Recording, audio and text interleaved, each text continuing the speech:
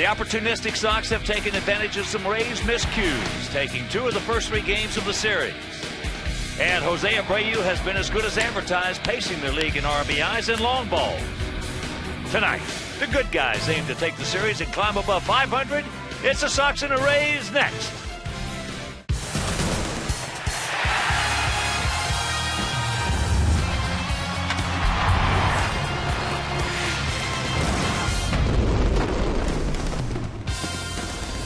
We are coming to you from the city beautiful Chicago, Illinois, where tonight Comcast Sportsnet presents White Sox baseball. It's Jose Abreu, Diane Viciedo and the Sox as they get set to butt heads with Evan Longoria and Joe Maddon's Tampa Bay Rays. Hi, everybody, and welcome. With Steve Stone, I'm Ken Harrelson as we get set to bring you the finale of this 4-game set. As you know, we've taken 2 out of the first 3. As a matter of fact, Abreu has 3 home runs and 10 RBIs in this series. And that's not even close what he's done for the month of April. He's been just hammering the baseball, and he's hammering it at a record pace. And he's a co-American League Player of the Week. I'm not sure what Kyle Seager did for Seattle, but he would have had to do something special because Abreu has been all everything.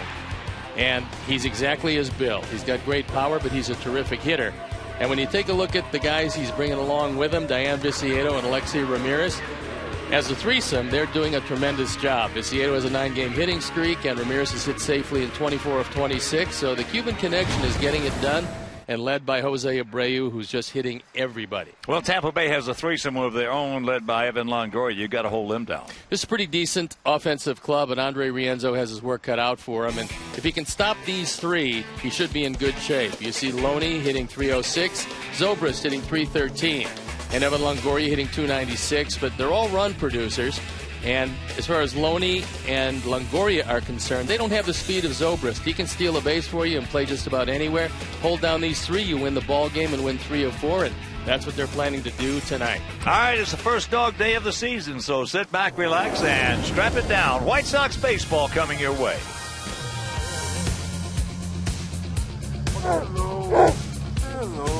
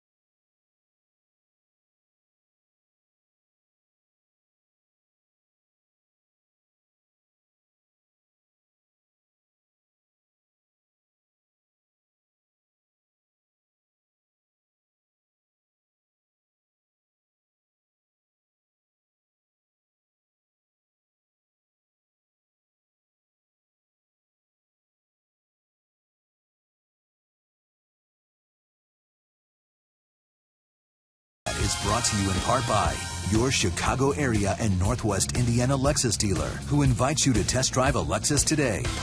Blue Cross and Blue Shield of Illinois. Through it all. AT&T Uverse. AT&T Uverse TV. Check availability at 1-800-PIC-ATT. Rethink possible. And by Ford. Check out America's freshest lineup at your local Ford store or at localfordstores.com. Welcome back to beautiful U.S. Cellular Field. It's Dog Day here, and they're going to have a good time, and hopefully so will our Sox. Let's take a look how Joe Maddon's going to line up his Rays tonight. It's going to be Zobrist, Jennings, and Joyce at the top, with Longoria, Loney, and Myers in the middle, and DeJesus, Escobar, and Hannigan rounded out. A defensive setup. As how they'll line up behind Rienzo, Diaza, Eaton, and Viciedo in the outfield, with Simeon, Ramirez, Beckham, and Abreu in the infield.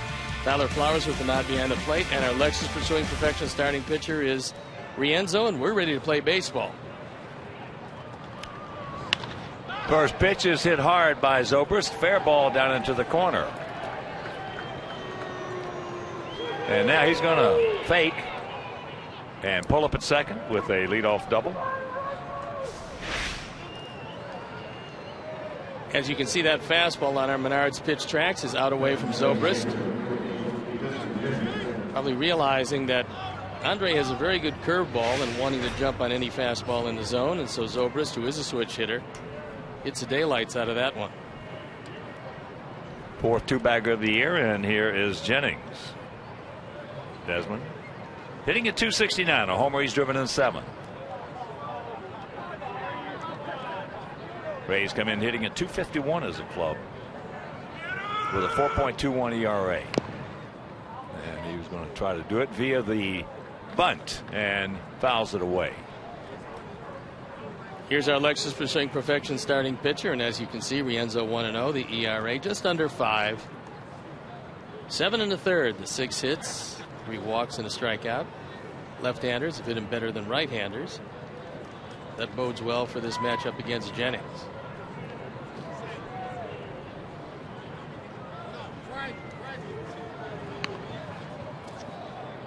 Bobble, bobble, bobble.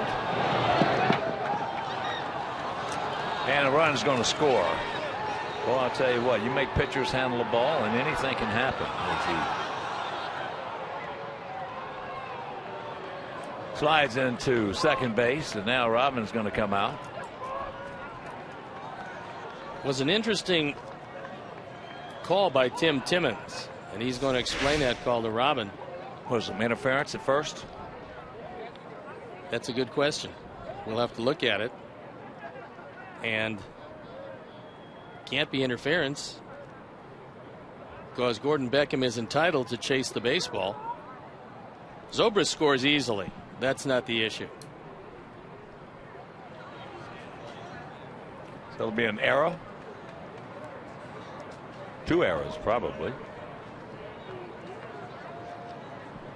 Certainly sacrifice E1. So the sacrifice, and just going to give him 1 error. He bobbled it for 1 and he threw it away for 2. But evidently Robin is satisfied with what went on, and here is Joyce. Now he's got a job to do. So 3 pitch, 1 in, and a man on second. Still nobody out. Going to get a mulligan right here.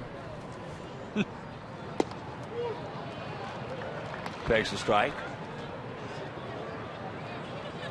You want pitchers to handle the ball as much as possible. But something exciting is usually going to happen.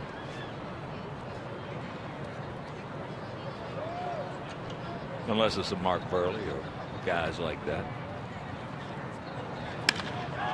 That ball's hit hard. But we get a man there. Right in front of the patios. He'll just toss it over. You better hurry. They're going to wave him around. Here's the throw to the plate. And he's going to score from second base on the sacrifice fly, and it's 2-0. Jennings has big speed, and it's a terrific play by Adam Eaton. The problem is Jennings tagging up, and Tom Foley at third base realizing that Adam was on his posterior. This part of it's real good. But with the great speed of Jennings, he just never hesitates. And it's 2-zip. And only one out, and here is Longoria hitting at .296, 3 homers. He's driven in 14. He jumps all over that one, and that one's going foul. I would suggest a curveball. Because if he doesn't start throwing it and having these guys respect it, they're going to be jumping over each and every one of those fastballs. And that's what's happened so far.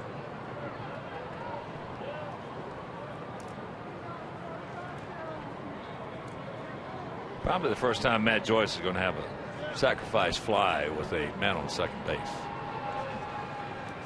We'll take a look at the umpires for the game tonight. Tim Welke, the crew chief behind the plate. Chris Siegel is at first. Tim Timmons at second. And Adrian Johnson is at third. I believe you're probably right. But all things have to set up perfectly with the outfielder on his back and your fastest man at second. I don't know. I saw Mark Hill score from second base at Yankee Stadium on a deep fly ball. Center fielder fall. Nope. Just took his time getting back in. And the Buddha Boy surprised them all. Turned it on going around third. Jim Leyland was the third base coach.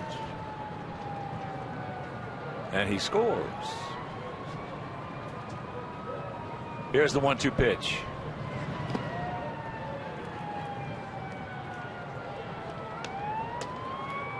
Rienzo was charged with 2 errors on that sacrifice because he bobbled it. That's the first error. Threw it away for the second error.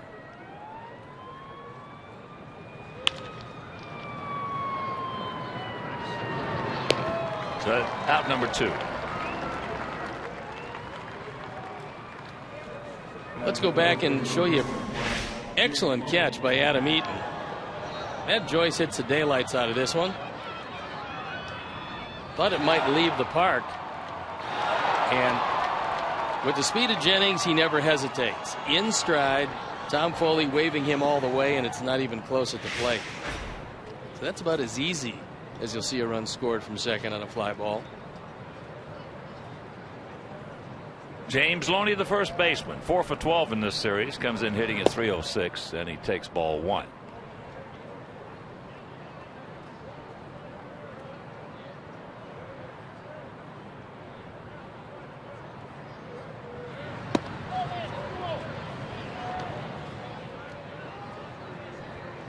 Jake Odorizzi spotted so far to a 2-run lead.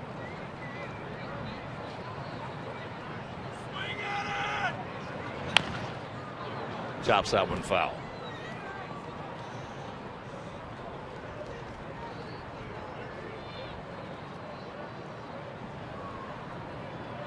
Last year, James Loney hit .351 on the road. And as you can see against our Sox, .338 overall. .351 on the road's an all-time Rays record. And that'll retire the side on a very strange inning. Meanwhile, they lead at 2-0.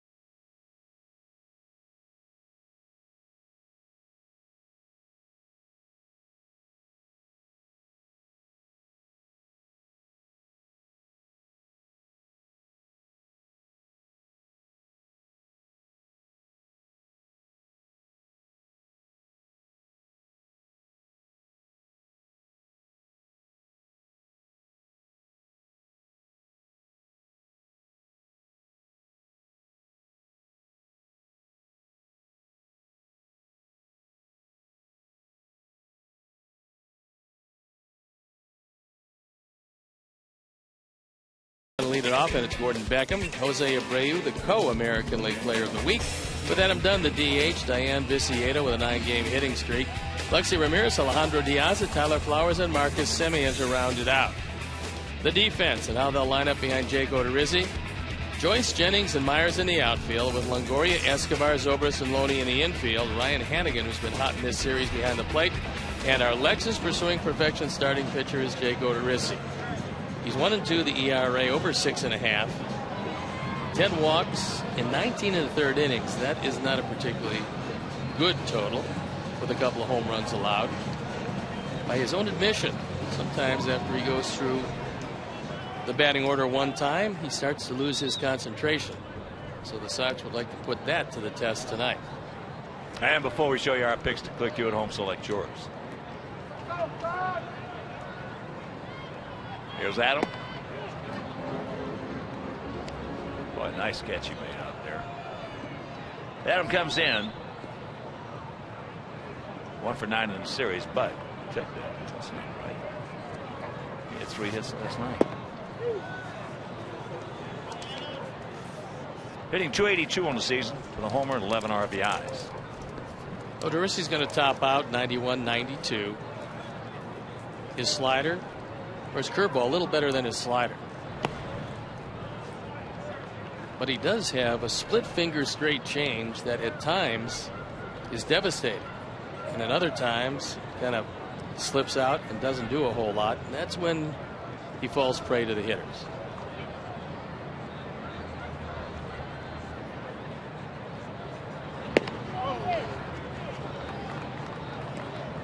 Two balls, 2 strikes.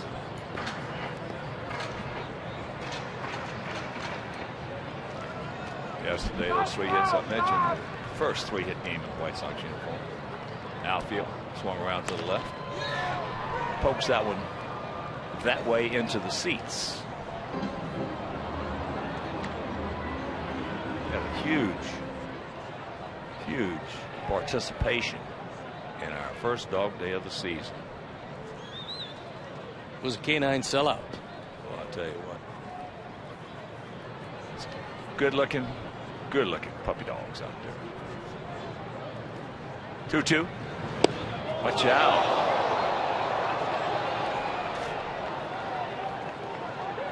So that's out number 1. That was one of those change-ups we were talking about. And Adam probably has not seen it. Now he knows what it does, which is when it's thrown right, goes straight down. Gordon Beckham stands in.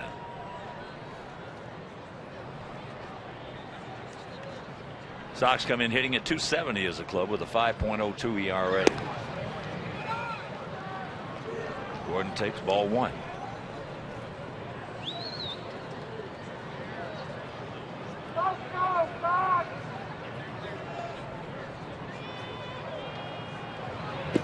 Odorizzi traded from the Brewers to the Royals in that Zach Greinke deal. Traded from the Royals to the Rays in the James Shields deal. At one point for Milwaukee, he was one of their highly prized rookie pitchers. Right at the bottom of the zone, called a strike, and the count 2-1. Tampa Bay comes in 11-14. The only team in the East with a losing road record.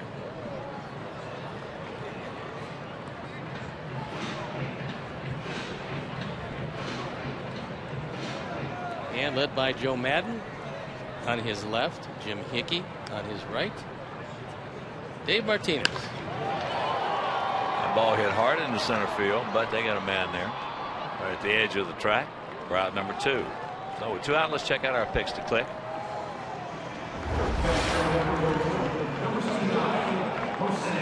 Commands you, our director and crew of Dunn, Steve's going with Beckham, and Frank Pador and Bert Coghill. Silver Lakes Country Club out in Orland Park. We're going to go with Diaz.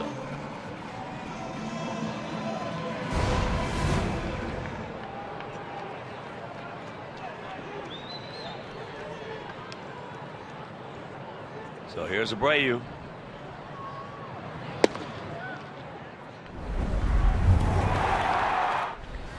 yesterday against David Price.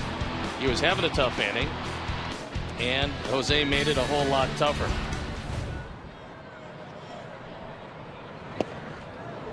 Abreu 5 for 13 in the series with 3 homers and 10 RBIs. It was the same inning that the league's best defensive team committed 4 errors.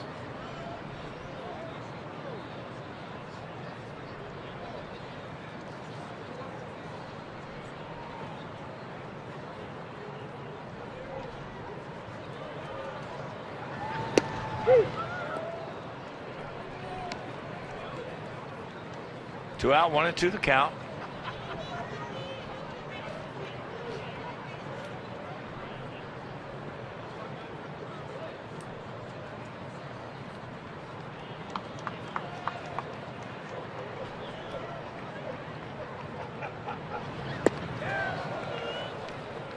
And he gets him.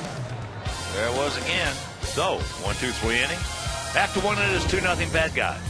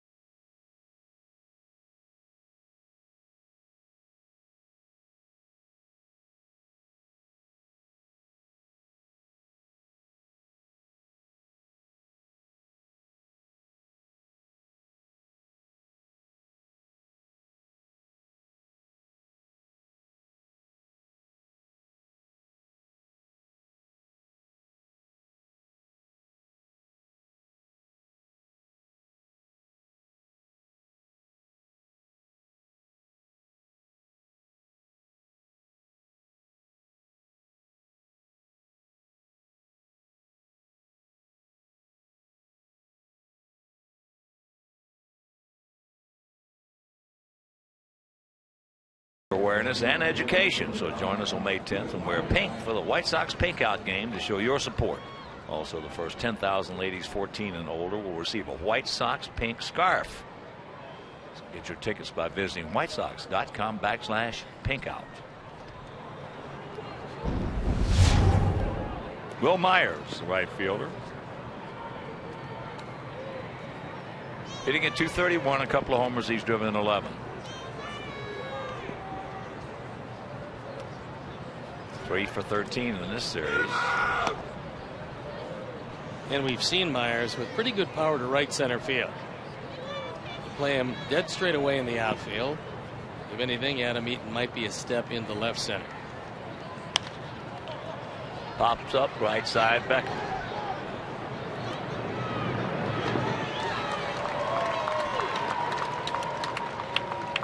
One out. Wind very much a factor here tonight, as storms have been moving around the area. Winds out of the southwest, 15 miles an hour, gusting a little bit stiffer than that. It is 48 degrees at game time.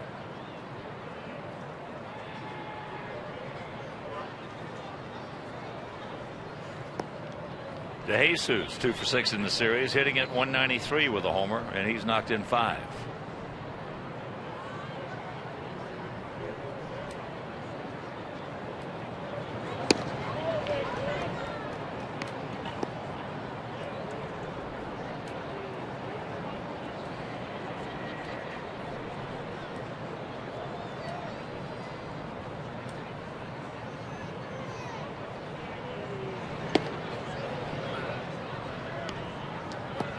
Pretty good pitch, didn't get it.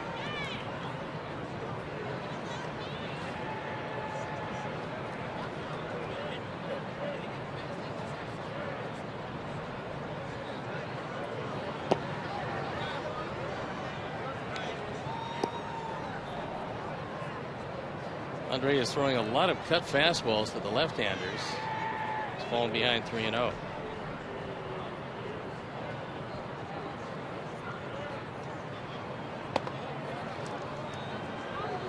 Well, the 1-out walk, first walk issued by Rienzo, and that'll bring up Yunel Escobar.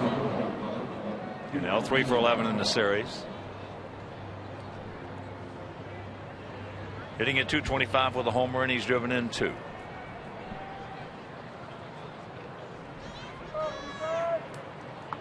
Yunel uses one of the heavier bats in the league, anywhere from 35 to 40 ounces.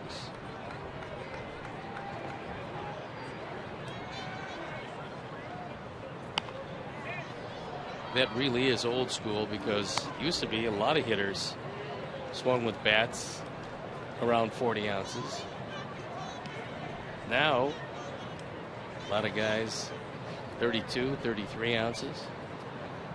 I know you used a heavy bat. Yeah, I use 35 to 40.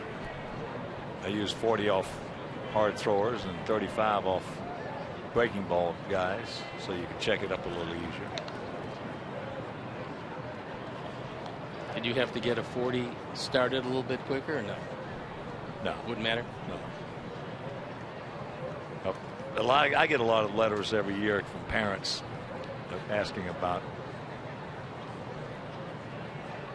their youngsters in Little League, and even in high school, how heavy a bat should he use? You know, he's such and such a height, such and such a weight. Well, the size is not going to determine that. It's the size of your hands and the strength of your hands that are going to determine. You should use as heavy a bat as your hand strength will allow. If you have real strong hands, use a heavier bat. If you don't, you got to use a lighter bat.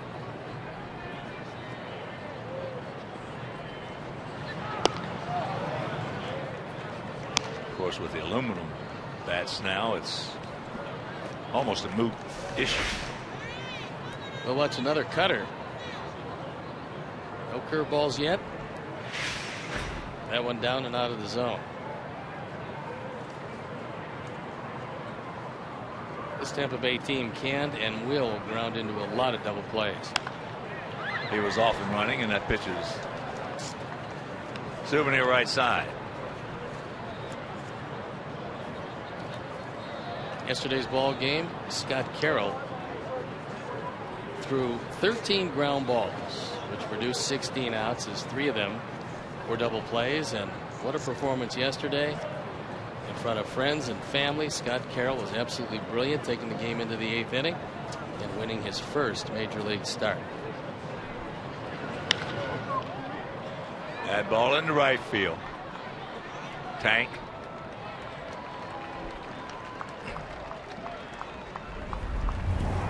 We'll take a look at some of the highlights from yesterday.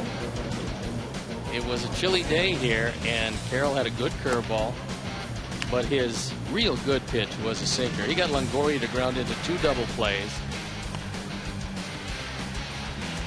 He got Molina looking, and he came off to a standing ovation. You can hardly do any better than that. 1 earned run of the 2 he gave up, and left just 5 outs to cover by the bullpen.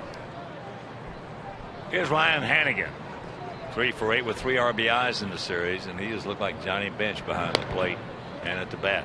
We've thrown him a lot of fastballs, and he has pulled a lot of fastballs. And with that in mind, Simeon should be and is over toward the line.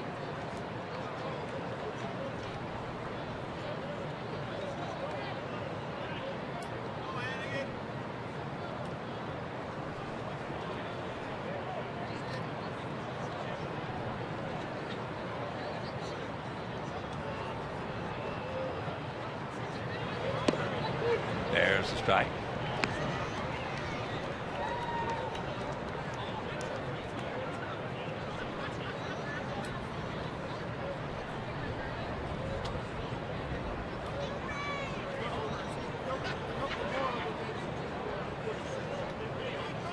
Outfield spread out. And that ball is hit hard. And Right size, wrong shape. Hannigan is going out after everything and trying to pull it. Tyler Flowers wants this away. Andre misses inside, and fortunately Hannigan out a little too quickly because he hit this ball a long way. So 0-2 the count.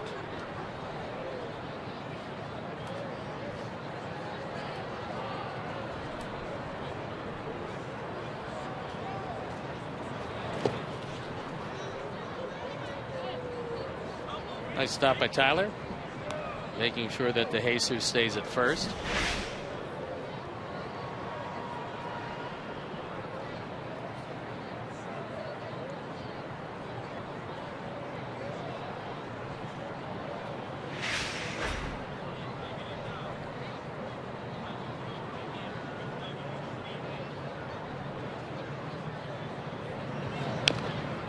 Stops that one. Breaking ball.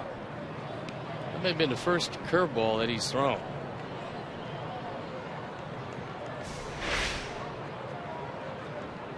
Straight over the top hook.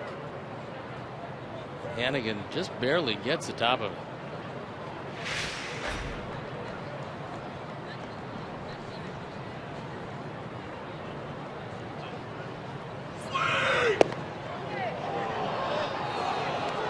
Goes off the plate. Good call by Tim Welke. Our Menards pitch track. We'll show you that. It was a good 3-4 inches off the outside corner.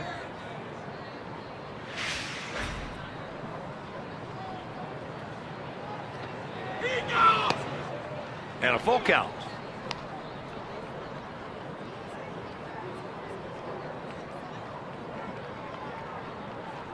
Ben Zobrist in the on-deck circle. You just as soon not see him this inning. He is one of their very best year in and year out. Payoff pitch. Just got a piece of it.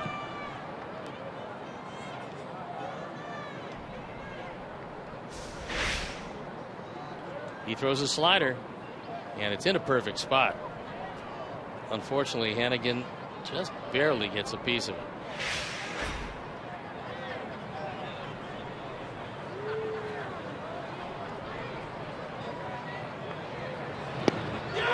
He gone. First strikeout for Rienzo, and after an inning and a half, they lead it 2-0.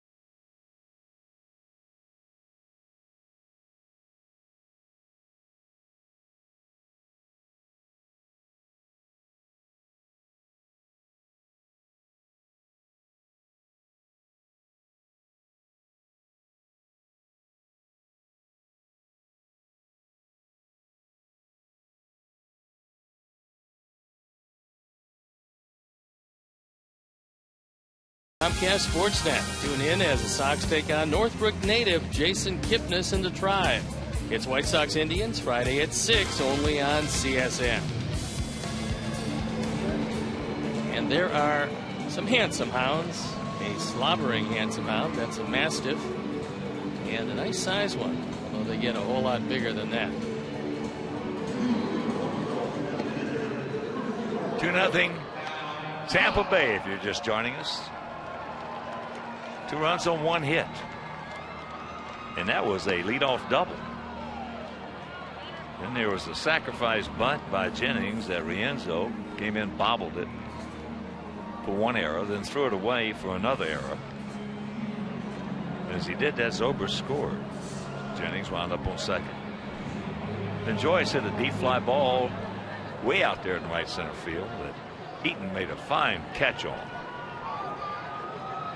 And from his derriere, tossed it to Viciedo, who threw it. By that time, Jennings scored, so it was 2-0.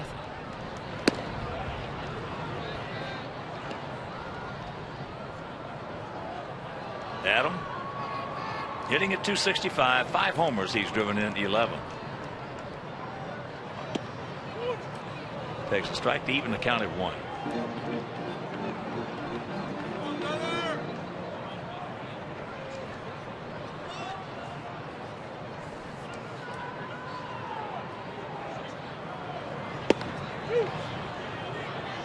And the count 1-2. Sox come into this game and even 13-13. 1.5 games in back of the Tigers, and a half game behind Minnesota.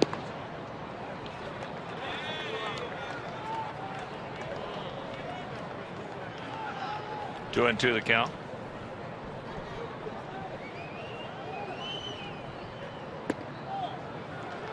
And it is full. Tank on deck.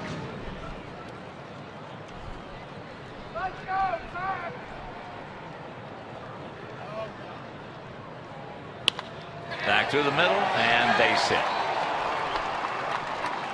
Waiting for that 3-2 fastball, and he got one down where he likes it and drove it right back up the middle past Odorizzi.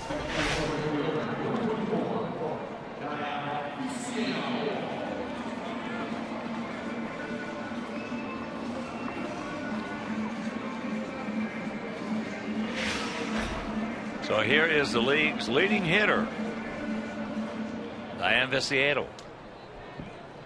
Tank hitting at .367 with a homer and 9 knocked in.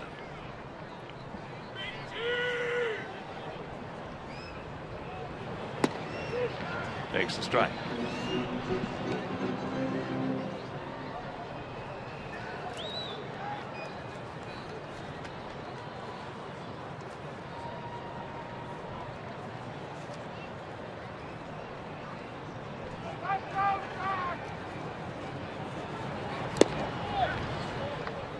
Just off the plate. Good eye.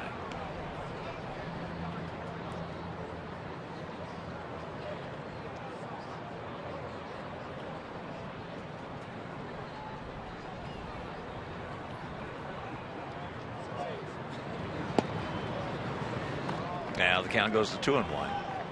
That pitch could have gone either way and went Tank's way. We'll take a look, and one of the reasons why you don't get that call is that your catcher wants it on the outside corner, you throw it on the inside corner, and then he has to catch it backhanded and sweeps it out of the zone. And that's flip foul, and that's going to be a souvenir.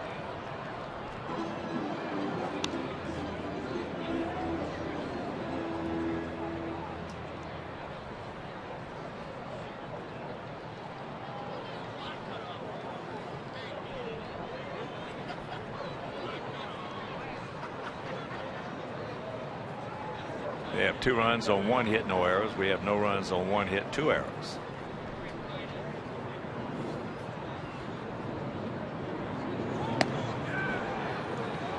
Got him upstairs, up out of the zone. Going upstairs with a 90-mile-an-hour fastball after looking at pitches down. Makes it look about 3-4 miles an hour faster, and he throws it right by Viciedo.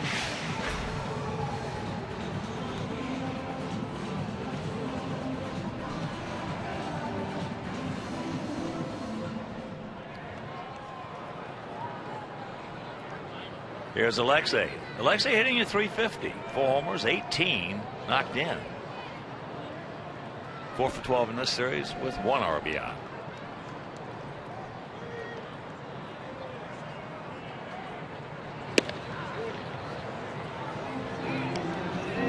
There's the strike. That one at 88.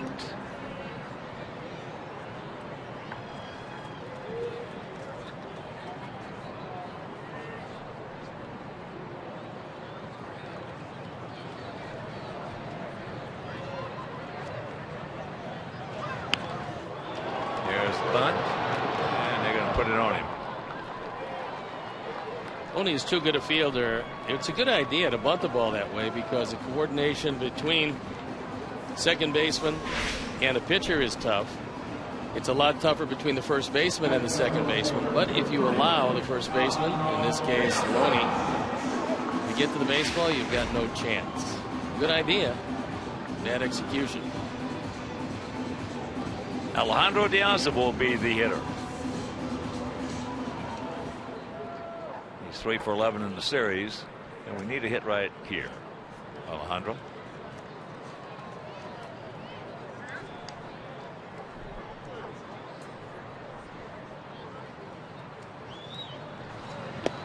Checks it up and takes ball 1.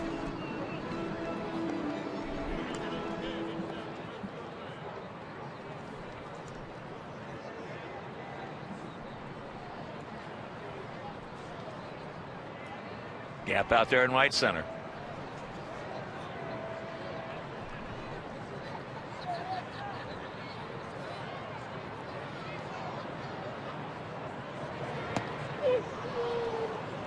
Questionable pitch goes to Odorizzi. This one looks like it's off the plate a touch, but it'll still even the count.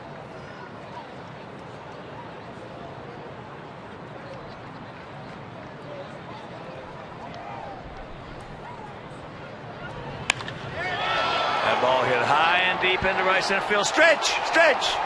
You can put it on the board. Yes! A 2-run homer by Diaz. And this game is tied at 2.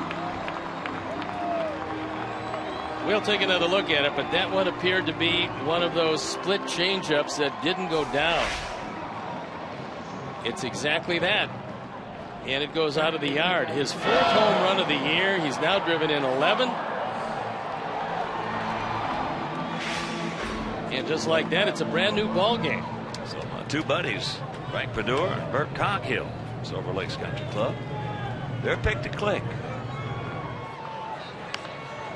As that pitch is fouled away right side.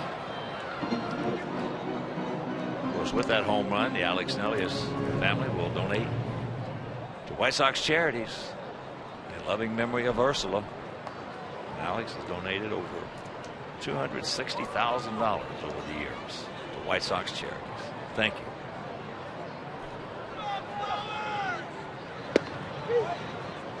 Oh, and 2 the count to Tyler.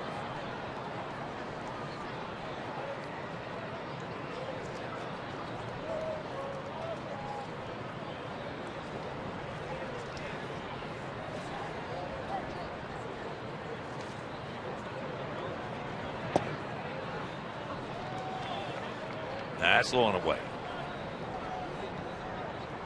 For Odorizzi, that's the 3rd home run given up in just under 22 innings of work.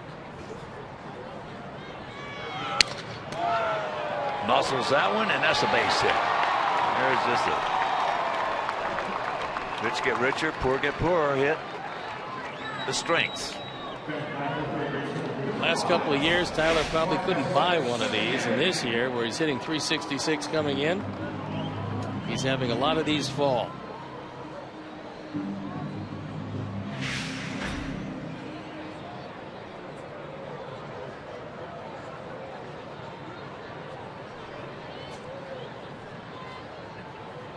Here's Simeon. Marcus at 227, 3 homers, but he's knocked in 14 runs. Tyler hitting a robust 375 with that base hit. And Marcus, those 14 runs batted in, it's good for 2nd among rookies in the American League. Of course, when the man on your own team has 31 of them, you're probably going to be 2nd for a long time.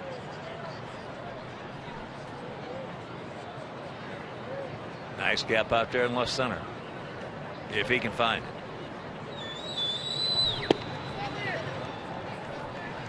Post pitch didn't get it, and the count 2-1. Hannigan wants it inside. Odorizzi gets it there.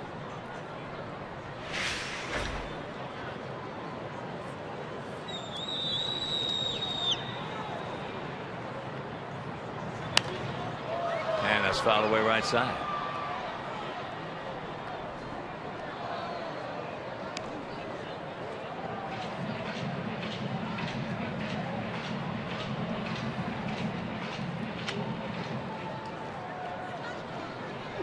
Odorizzi, a former #1 draft pick of the Milwaukee Brewers, 32nd player chosen overall in 2008. Got him. But the 2-run homer by Alejandro Diaz. We're tied at 2.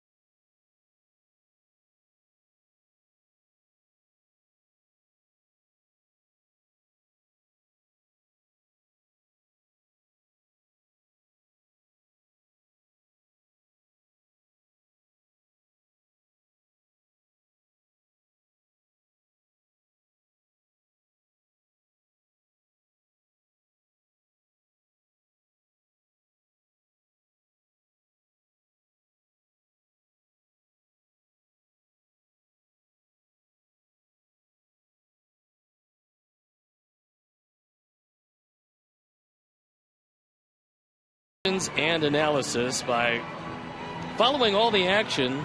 White Sox in-game live on CSNChicago.com. Brought to you by Comcast Business Class. A 2-2 tie here in the 3rd inning. It'll be the top of the order for them. Zobrist, Jennings, and Joyce to face Andre Rienzo. And one of my favorite players bit the dust going to the DL with thumb surgery. Bryce Harper. Love to watch that young man play. He was legging out a triple, and as so often happens, got his thumb caught, and unfortunately he's going to be lost till July, they figure, maybe at the earliest. Well, it's okay to go head first into second, third, or home, but not to first. It certainly does help if you do go head first, if you know how to do it, or you're wearing those hand protectors, which we've seen. That ball hit sharply, but Brave, yeah, that is getting to be, or it should be, club policy. So Zobrist, who doubled on the first pitch of the ball game down in the right field corner, came around to score, is out number 1, and here comes Jennings, who had a sacrifice bunt. Yeah, that should be mandatory. It should be, because I do believe that the technique isn't quite as good now as it might have been years ago when guys were perfecting that technique. And because of that, we're seeing some costly injuries to very good players. Well, you're seeing guys, you know, a little bit of this because of carelessness as well, because most of the guys you're seeing come up with these thumb injuries are the guys who go in head first most of the time. And so what they do is they just get careless about it. They just take it for granted. It's going to be all right, and it's not all right. You have to be, as there's a base hit through the hole by Jennings, so he's 1 for 1. You have to be well aware when you go in head first to protect those hands. But you could solve all that with the mandatory gloves. Yeah, the hand protectors would be good, and it used to be that players who had trouble with that, and there was a lot who did, but they used to take their batting gloves, one in each hand, to make sure that you keep your hands closed when you slide into the bag. Again, that's something you see occasionally, but not all that much. Matt Joyce had a sacrifice fly, not with a man on third, with a man on second.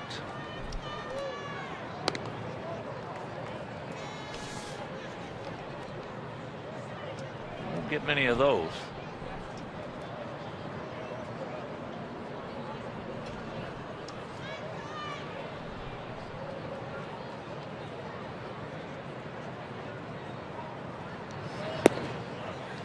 Time now for the AT&T Uverse Multiview, and it's Jennings tagging up from second base. Macedo getting it in there to Ramirez. Ramirez, the throw is off target. Even if it's on the target, Jennings is just too fast. He outruns it.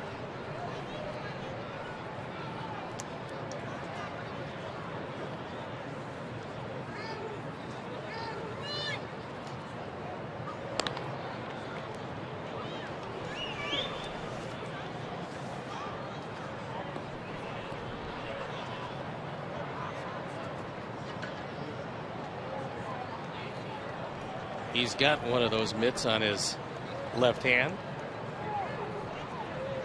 As he should.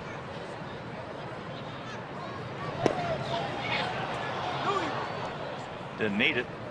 Takes up his 4th stolen base and 4 attempts. What's kind of interesting is you can watch him here. He goes into second base sliding feet first, which truly means that the mitts, not so much.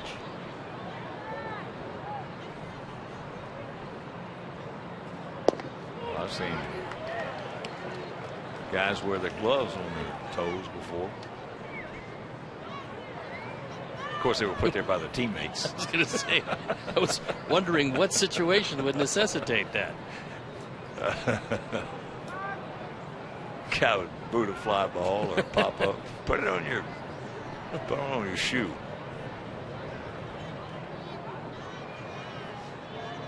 That's 4 stolen base for Jennings. Only the 9th stolen base overall for these Rays, so they're not an aggressive team. But Zobrist and Jennings now have 7 of the 9 stolen bases.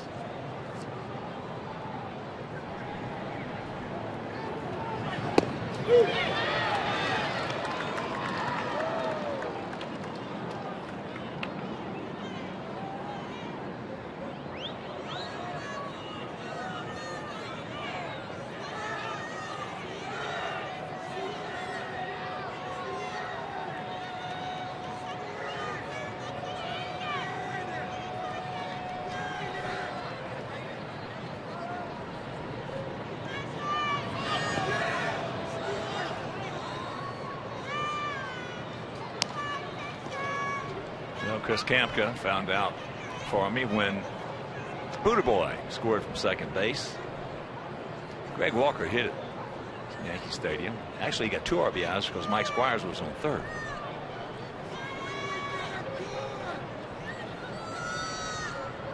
That's not an easy thing to do. This if you're a catcher. That's fair. Well, terrific play by Abreu at first base. He is. Whew.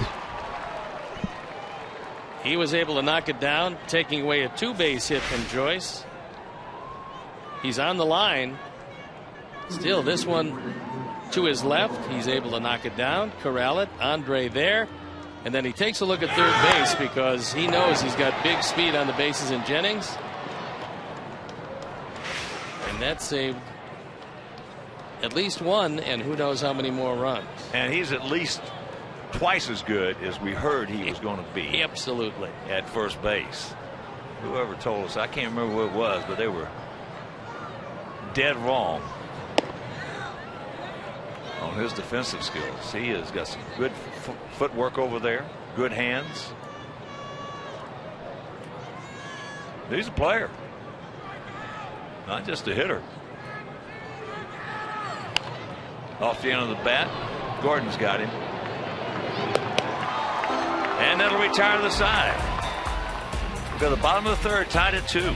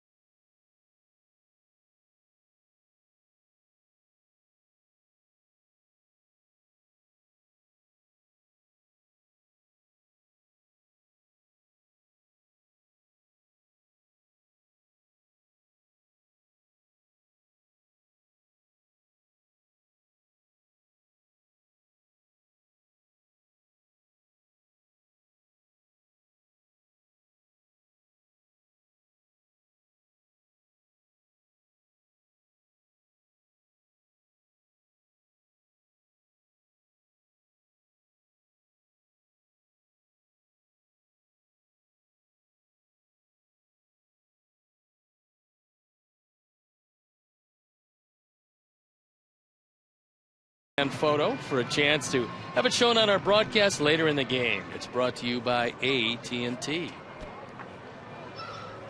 A lot of hounds in attendance, and I think they're enjoying the concessions just as much as the parents who brought them.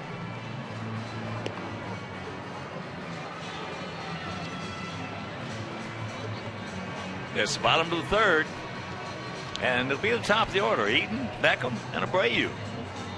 Face Jake Odorizzi. He was born in Highland, Illinois.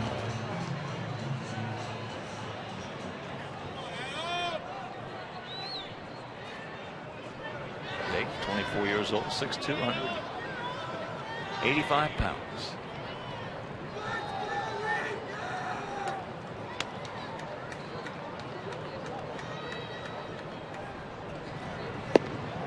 First pitch strike. Adam struck out his first trip on a change. And lost the bat as it went flying down towards the first base end of the first base dugout. A pretty nice story by Adam Dunn after the ball game yesterday. Scott Carroll asked him for a restaurant suggestion for the Carroll party, which numbered 30. Adam Dunn made the reservation for him and then picked up the tab. Can't get him. Love to watch that man run. Escobar waited back on that high chopper. He thought he had some time.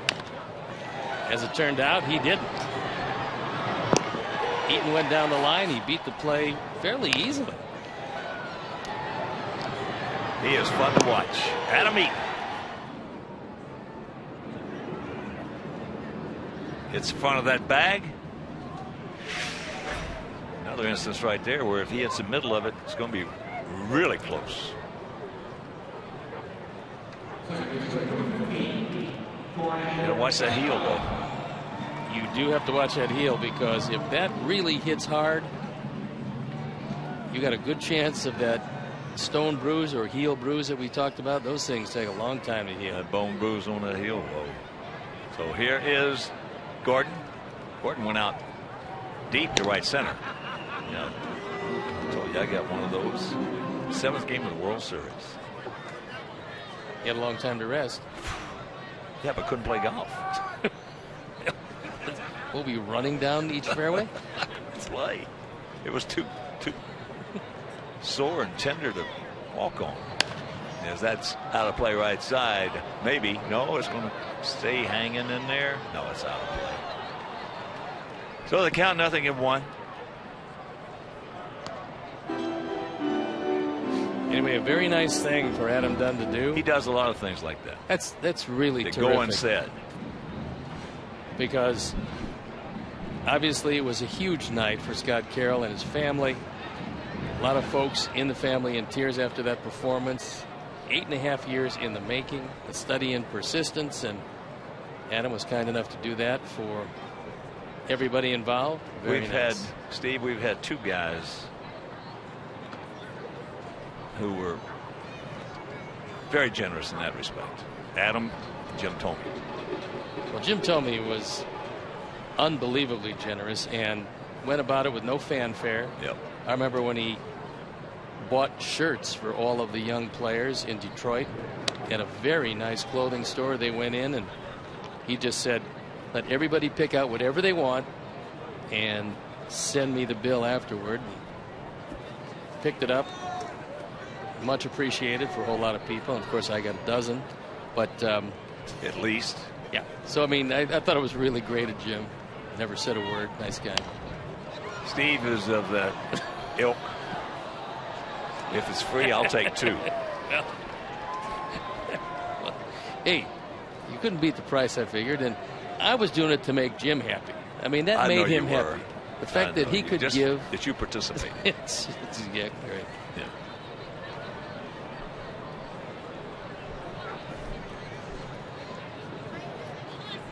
Gap out there in left center.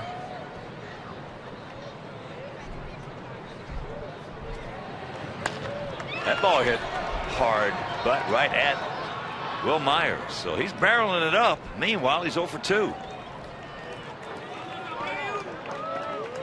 Well, this will be an interesting at bat because, quite obviously, Abreu never saw that split straight change. That's how he struck out in the first inning.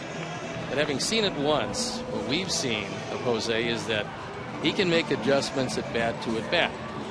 So we'll see how Hannigan tries to attack him because Odorizzi shook off 2 fastballs to get to that splitter that finally struck him out.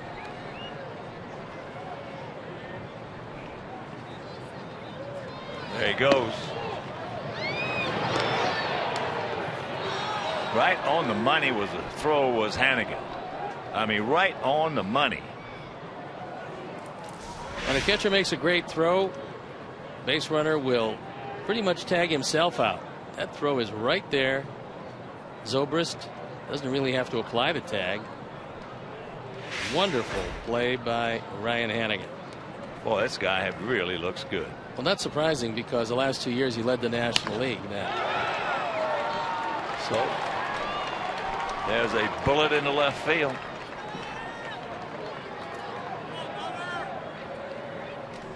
Jose can adjust with the best of them.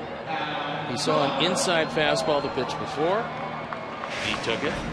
Saw an inside fastball that time. And he hit a rope to left field.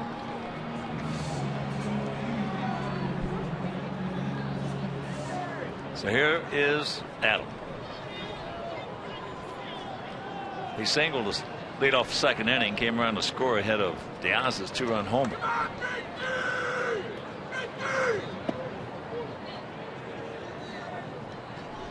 Yeah, occasionally you get players like Adam and Jim Thome. They're very generous. I played with a guy who was very generous in that nature. His name was Rocky Colavito.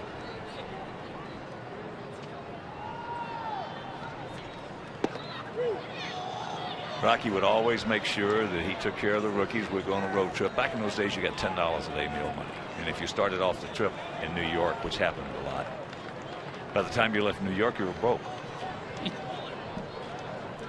Well, that's also happens this day and age too. Well, not as much. But it's nice for the veterans to take care of the kids. Take care of the rookies. Rocky, when we would have a road trip like that, he would always make sure that he brought a lot of extra cash because you go to Rock, everybody knew you could go. The word got out. Rock, could you lend me 100? Could you lend me 150 till we get back home? Sure, here.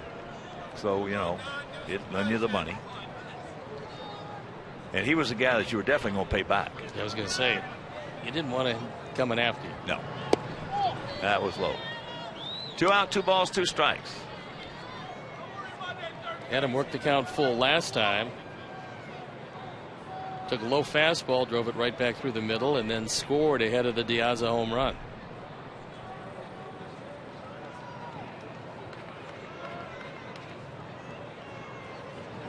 That ball high off the end of the bat. And that'll retire the side. Get a couple of hits. We span one. We've completed 3, and we're tied at 2.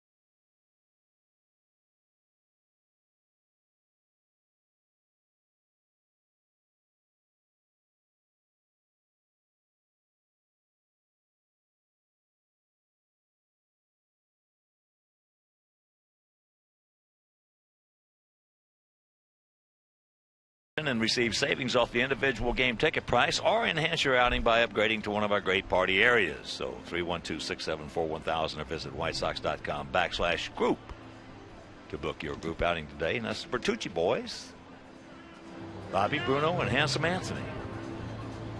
James Loney hit the daylights out of the ball the first time up to end the first inning.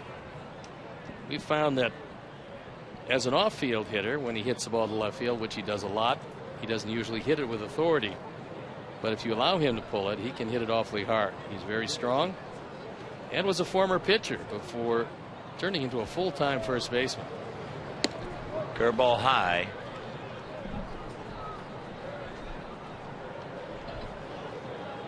Yeah, only one of those guys, the more you see him, the more you like him. 1-1 to count. You know, getting back to that same thing of generous players like Adam Dunn and Jim told me. Another one was, you know, I mentioned Rocky Colavito. Another one was Frank Howard.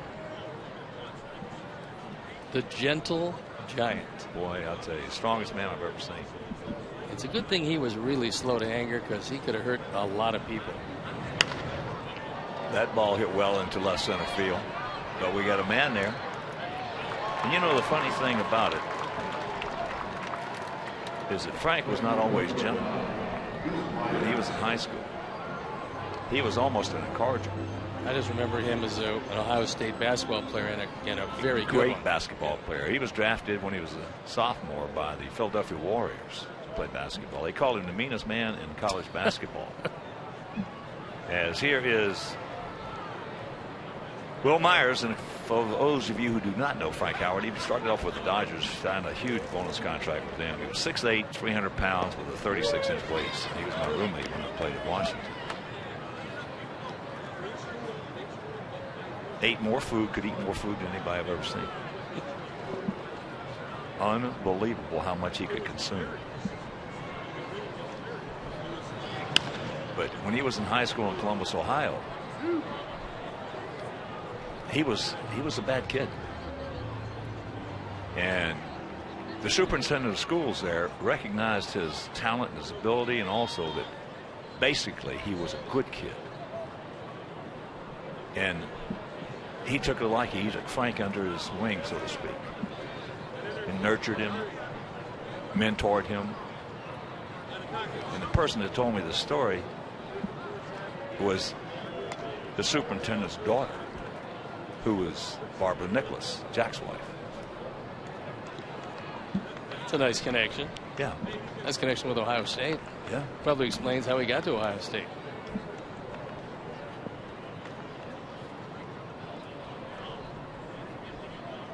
The 1-2. Rips that one into left field, does Longoria. Well, check that. Myers.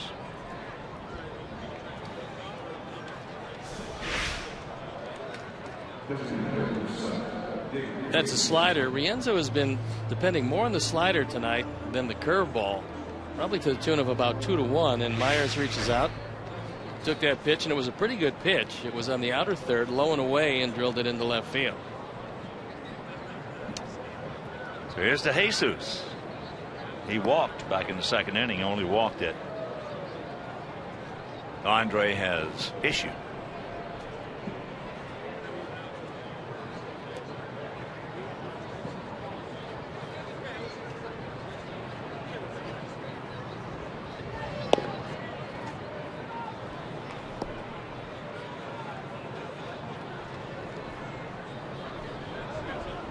Two 3-0 for them, 2-5-2 for us.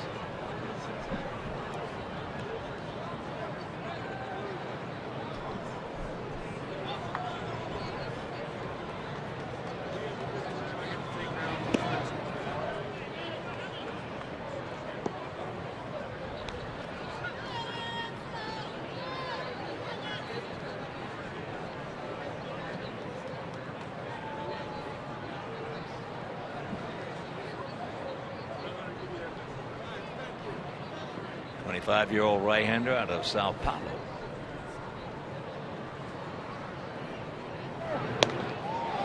Very close at first base.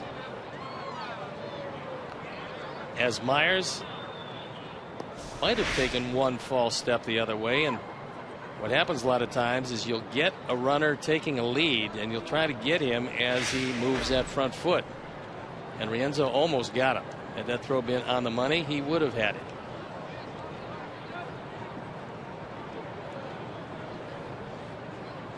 Well, the way guys go back into the bag today with that hand going toward the back corner of the bag, that's top foul. You get yourself a first baseman who go down on that right knee. Very seldom the umpire going to call it. Block him off. Used to do that a lot. At second base, Bobby Grich was the best I've ever seen it. If you came in head first at second in the days that Bobby Grich manned the bag with both Baltimore and the Angels, you probably walked away with, at the very least, a terribly sore neck for about a week. Yeah, but the way you cure that, though, is go back in feet first. That ball hit into the gap. They're not going to catch that one off the bat of De Jesus. So Myers is going to come around and score, and it's a 3-2 lead. RBI number 6 for De Jesus, and it's another slider. So Andre now depending on a whole lot of sliders. That one caught the middle of the plate, and David De Jesus just went down and got it.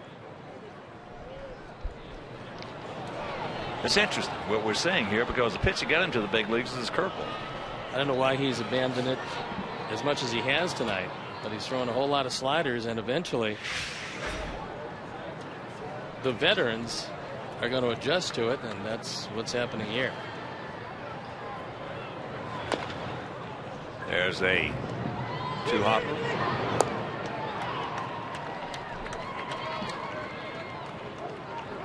Good base running on the part of De Jesus. Knowing that Marcus Semien could take a look, but not a whole lot of looks, on a soft little chopper. He waited at second. I see him here. He waits. And then as Marcus gets ready to throw, he takes off, and there's really not much you can do about that.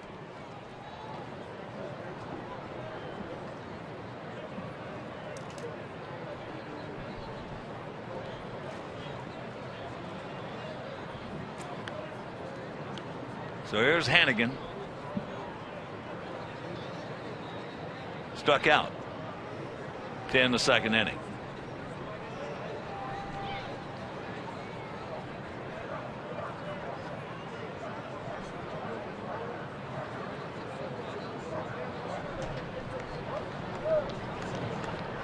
Well, the way sometimes that you can, if you get the right third baseman and right second baseman, is you make a good fake throw to first. And if the second baseman is where he should be, you got it. Well, it's like But going it doesn't on, happen all the time. No, it's like going on a first move of a pitcher. That's what a base runner will do. He's going to go Yeah. on the first move of the infielder.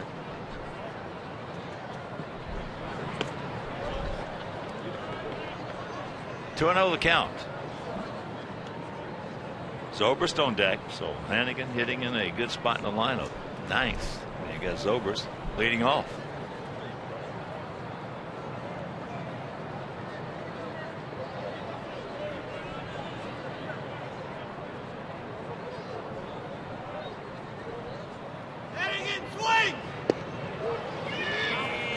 There's a strike and a 2-1 count. It's a good time to use a slider in a fastball situation where you have the hitter all geared up for it. He sees anything spinning up 2-0 in the count. He's not going to be swinging, especially if it's on the outer third, which that one was.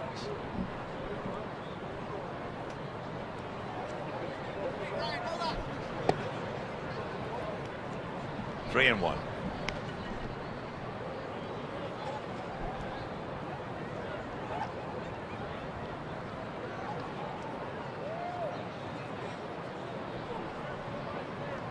Hannigan with those 9 RBIs.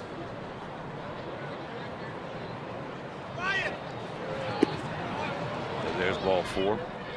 Tied with Jackie Bradley for most RBIs in a nice spot. Of course, on my book here, he's got 14 RBIs, but he's had 5 of them in other spots. And that's Marcus.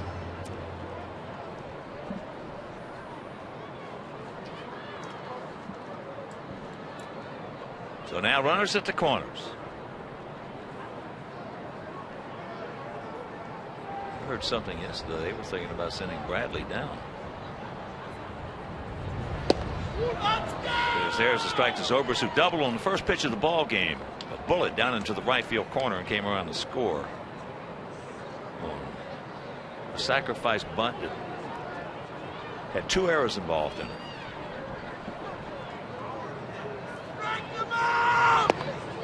There's a curveball. Boston already sent down Daniel Nava. And at spring training, it was a head-to-head battle between Grady Sizemore and Jackie Bradley Jr., and Grady Sizemore won that battle.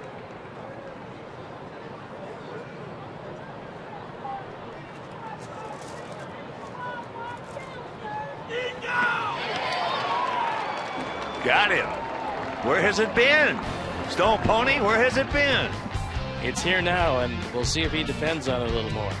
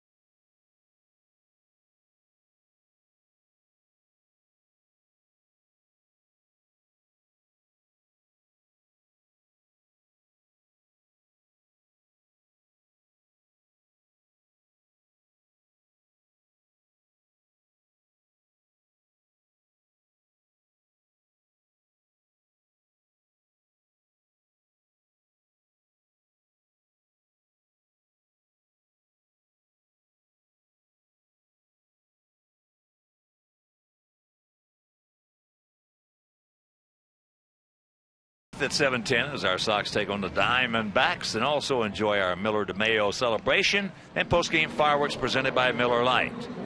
It's not just a good time, it's Miller time. Miller Lite, official beer of your Chicago White Sox. So tickets, whitesox.com/single or call 866-SOX-GAME.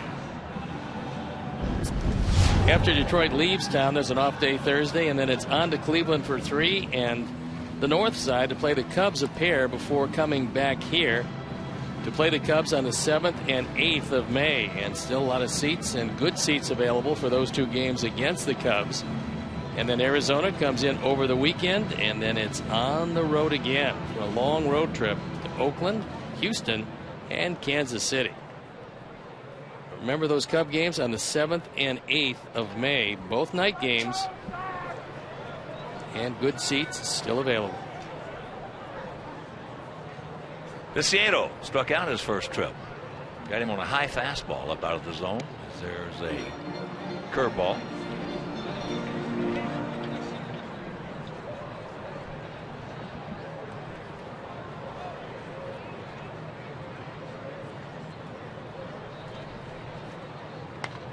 Good rip. All over, just underneath it. We came into the ball game tonight hitting .415 against right-hand pitchers, which led the American League in that department, and he takes a good healthy cut at that. Fastball right down the middle, and he fouled it straight back.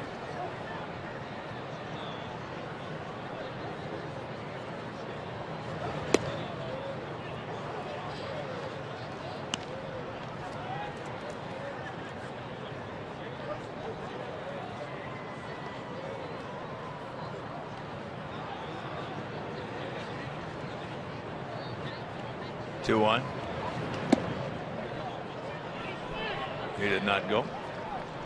That almost hit him, and you can't blame Ryan Hannigan. Didn't cost you anything to appeal to first base, but Chris Siegel said no, and justifiably so.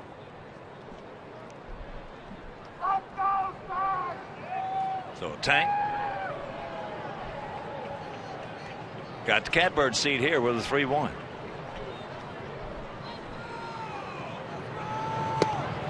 And there's ball 4. So the dreaded leadoff walk. First walk issued by Odorizzi. And here's Alexei. Alexei tried to bunt his first trip. Bunted it right to Loney at first base. They have a terrific defensive infield all the way around. They also hit pretty well. But from a pitching standpoint, you love to see that inner defense as solid as the Rays. That's what's going to keep them competitive most of this year, especially when they get back 2 of the 3 of their starting pitchers that are currently shelved. Well, you got as good a third baseman as there is in the game. As that is popped up, get out of here. It will. Right into their dugouts. Longoria, as good as it gets right there. You can tie him, but you can't beat him. And you got Escobar, who's got a lot of talent out there. He's a terrific defensive shortstop. And you got Zobrist, who makes all the plays. What are you going to say? And Loney is a magician at first. That might be the best, overall in the league. They don't beat themselves like they did last night. They don't beat themselves too often. Joe Madden Club. No, that was something that you had a very good chance of not seeing again. 4 errors in 1 inning, and that pretty much did him in. 1-1 to count. 3 runs, 4 hits, no errors for their guys. 2 runs, 5 hits, 2 errors for our guys. Those 2 errors coming on that sacrifice bunt by Jennings in the first inning after Zobrist had doubled to lead off the game. He bobbled it in front of the plate. That was 1 error. Then he threw it away at first. That was 2 errors, allowing Zobrist to score. One of the guys we already saw this year made one of the great plays probably of the year. Nolan Arenado, a third baseman for the Colorado Rockies. He's good. He dove into foul territory, came up, fired the bullet across the diamond. It was just an outstanding play, and he is terrific. Yeah, he's good. And he's what, 23 years old? He's just a kid. He swings that bat all right as well. He's got a chance to be something. And if Tulowitzki holds together at shortstop, which he's had trouble doing, that gives him just an outstanding left side of the infield. The Rockies, I call them ambushers. They will ambush that offense they've got. They got some guys who can swing the bat. they're only a game and a half back of San Francisco. They've been to that rodeo before. They will ambush you in a hurry. They'll put 4 or 5 on the board before somebody can get loose in the pen. Well, as usually happens with Colorado, they're 8-4 at home, 6-8 on the road. Not near as bad on the road as they have been in years past, but they do take advantage of most clubs in the Mile High City.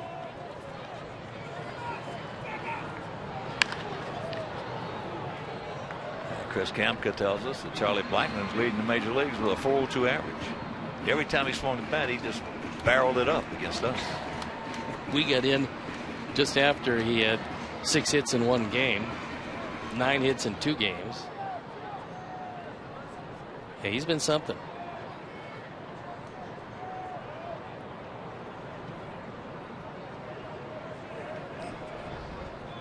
Morneau with 19 RBIs. There goes Tank. And that's going foul.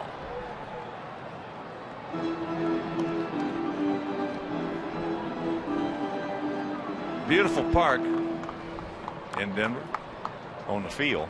Not so beautiful inside.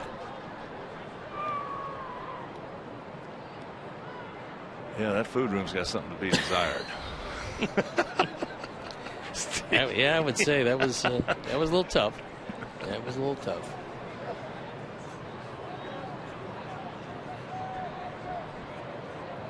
And the payoff pitch. That ball hit hard. Get over his head. Stretch. He's got that good speed. He can't make the play, so here comes Tank. Alexei rounding second. He's going to get into third, and this ball game is tied at 3. Yes. RBI number 19 as Ramirez almost goes out of the ballpark in center field. Jennings does a pretty good job of getting back there. But at the end of the day, trying to look over his shoulder at the same time, that fence coming up to greet him, he can't make the play. Viciedo does a nice job of waiting around second base until he sees this ball get away. And Jennings looks like he had his foot caught. He had 1 step before he ran into the wall, and you see him hanging around second base, hanging around until he sees the ball go off the glove, and Viciedo scores easily. Ramirez to third. And a chance to go ahead with the infield in at all 4 positions. And here's De Aza. He's 1 for 1.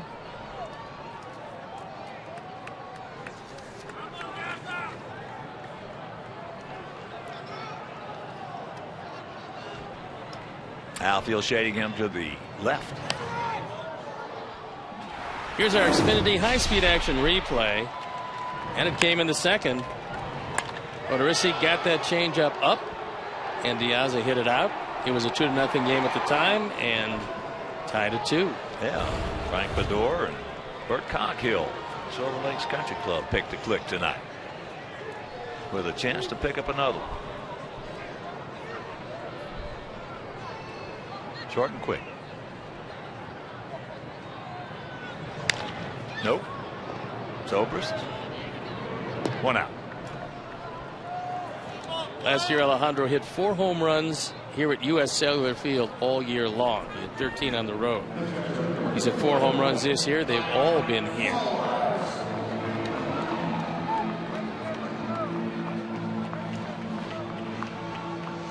And Joe Madden has that infield in at all 4 positions again.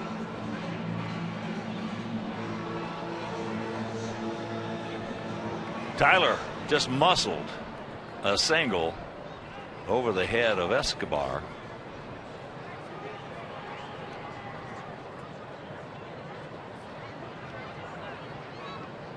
Gap out there in left center.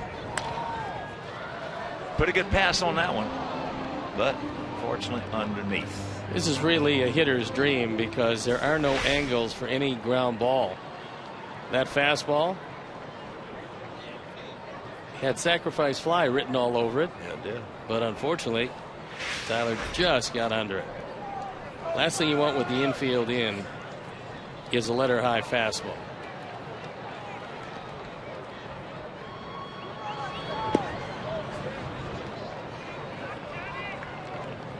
That curveball, which is actually Odorizzi's 4th pitch, has been pretty decent tonight. Sharp late break on that one and just barely missed. Tyler last year had 9 multi-hit games. He already has 8 this year.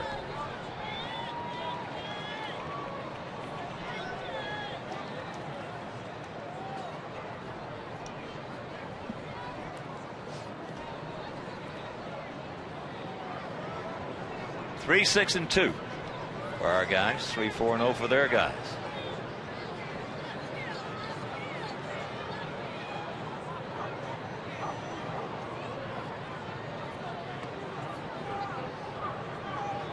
One, 2. Good pitch. He made a good pitch on him right there. He did a good job of staying alive. That was a high fastball. Yes, he did. 3-4 inches in off the plate. Trying to throw that high fastball by him, as he did to Viciedo in the 2nd inning. But this time, Tyler able to fight it off. That was a good pitch and a good job by Flowers.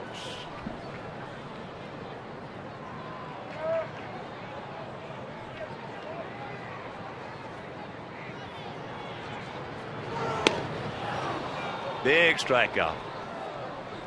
2 down. Hannigan called for the slider, and he wanted it off the plate away. You see where he's set up. And Tyler, unfortunately, goes down on strikes. Well, when you make that previous pitch, that fastball up and in like that, Tyler did a good job to fight it off, and then come back with that one. Chances are you're going to grab some bench.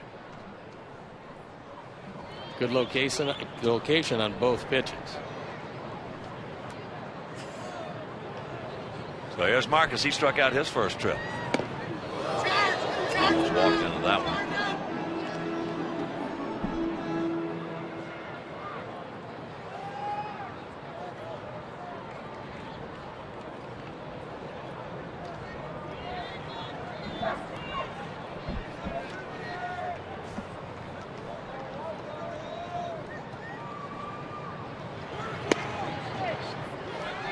Now he's got the catbird seat 2-0.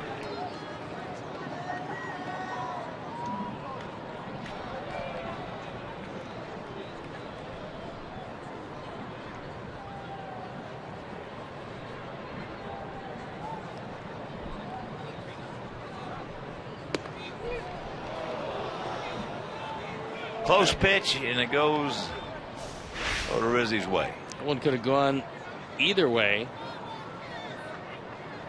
As you saw Hannigan bring it down and just slide it over a touch to try to frame it. And he got the benefit of the call. And that's fouled, and that's going to be a souvenir. Now Oakland jumped all over Darvish. They got that guy's number. 3 1/3, 6 hits, 4 runs earned, 2 walks, 4 strikeouts. Sonny Gray on the bump for the A's. He's not all bad himself. No, Texas has some problems coming back against Sonny Gray. He's got a terrific arm. He has become their #1 starter.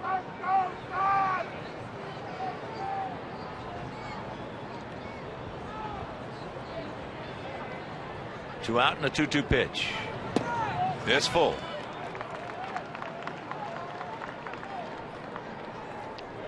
Runs batted in.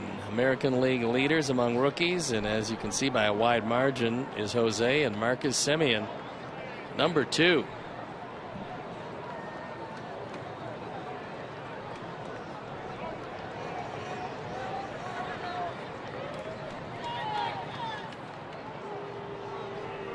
What Hannigan wanted was a fastball away, and Marcus would dearly love to drive home Ramirez, but at the very least, you can't swing at a pitch out of the zone. You want to bring Eaton to the plate this inning.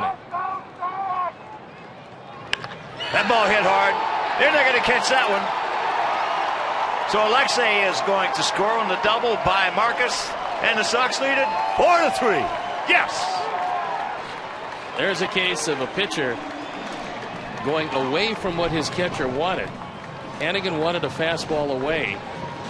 Odorizzi shook him off to the fastball inside. He didn't get it in. He got it middle in. And Marcus drives in run number 15. Terrific at bat, working it to a full count, getting the pitch he could handle, and one hopping the wall.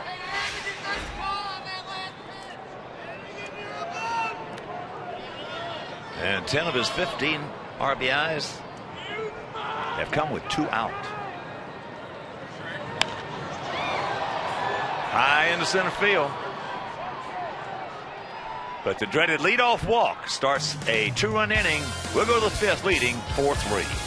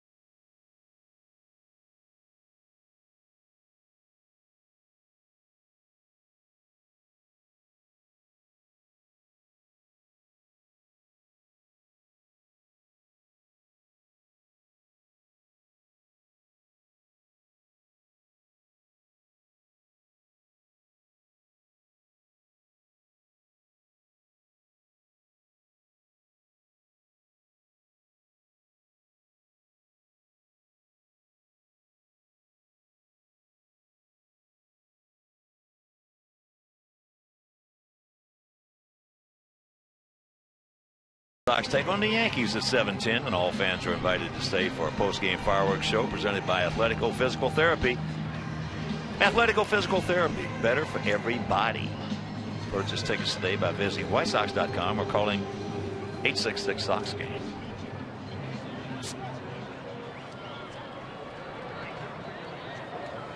Sets up to be a pretty tough inning for Andre, but now that he's rediscovered the curveball, maybe it'll be a bit easier with Jennings, Joyce, and Longoria. Well, he's got a 1-run lead. 4-7-2 for us, 3-4-0 for them. Jennings with that sacrifice bunt came around to score. First inning. Third inning, he singled and picked up his 4th stolen base in 4 attempts.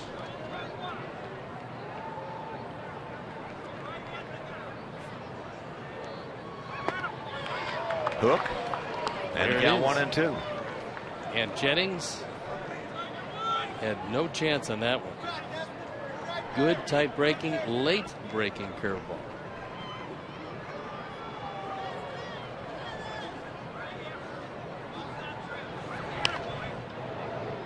Squibbs that one. Jennings hitting .333 against right-handers.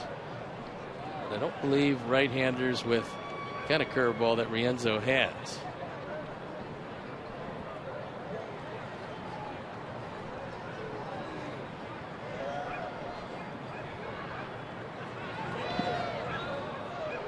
And that one got Tyler Flowers. 2 and 2. Looks like it got him on the hand. We'll take another look. Yep. Just touch the throwing hand.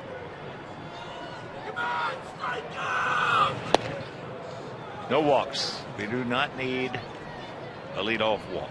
Especially to the fastest man on the ball club.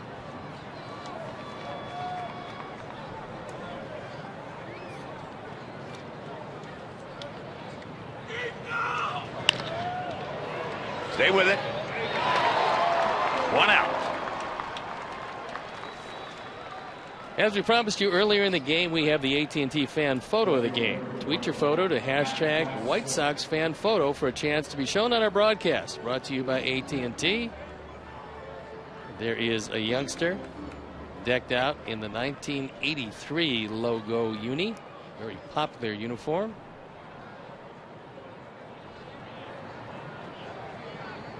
Yeah, back in '83, players did not like those. Boy, they love them. The fans love them now. And the players do too. Players love them also. Yeah. It's funny.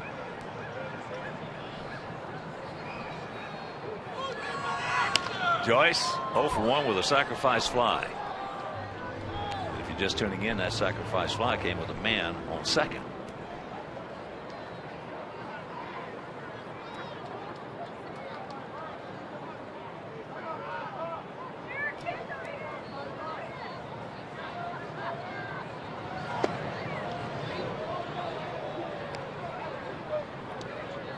One out, 1-1 to count.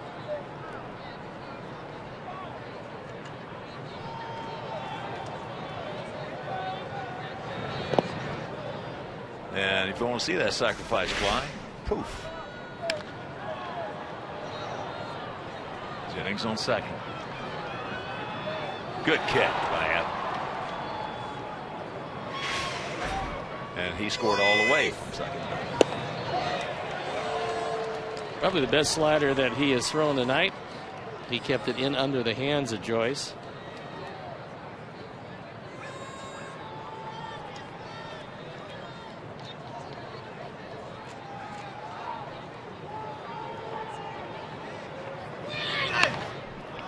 That's softly hit, but we got a man there. 2 down.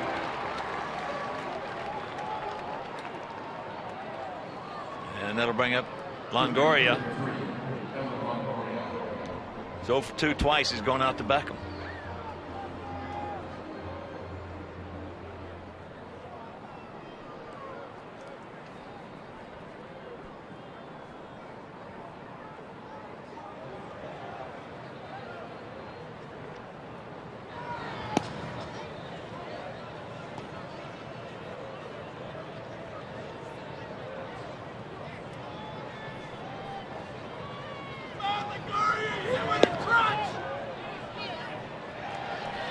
And he appealed to Chris Siegel, and he says yes, he did. We'll take it. We'll take it.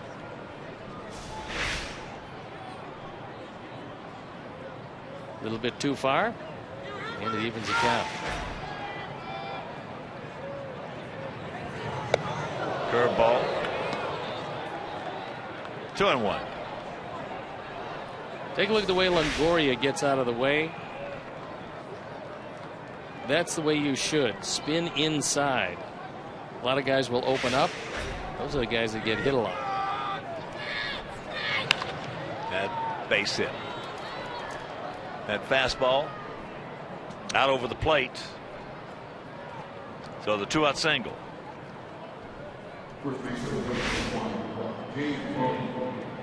Tyler wanted this one low and away. He got it away, but it was just a little below the belt, and Longoria hit it awfully hard, raising that batting average to right around 300. Love to watch that man play, both with the leather and the lumber. There's some good players on this team. He is the face of the franchise. Here's Loney. Good job right there by Tyler to keep it in front of him to where Longoria could see it. Well, he made no attempt to even catch this one, which is how you should do it. You see him with the chest protector angled down, the elbows in close to his body, and he made sure that the tying run does not advance into scoring position.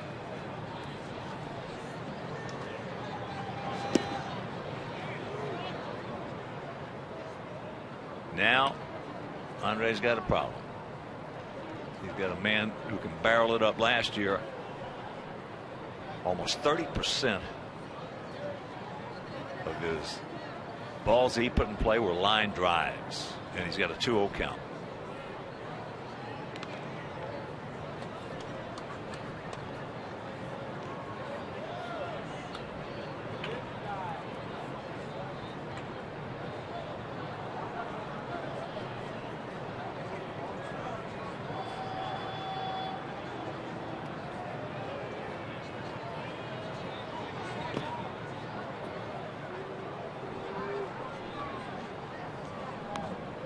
And the count 3-0. Can't just lay this one in, as Loney could very well have the 3-0 green light. Well, that's why Joe Maddon's such a good manager. You don't know what he's going to do. He certainly is not a cookie cutter. That ball is hit high in the center field. As Steve just told you, he just missed it, as a matter of fact. And we are halfway home. This game is official, and we lead at 4-3.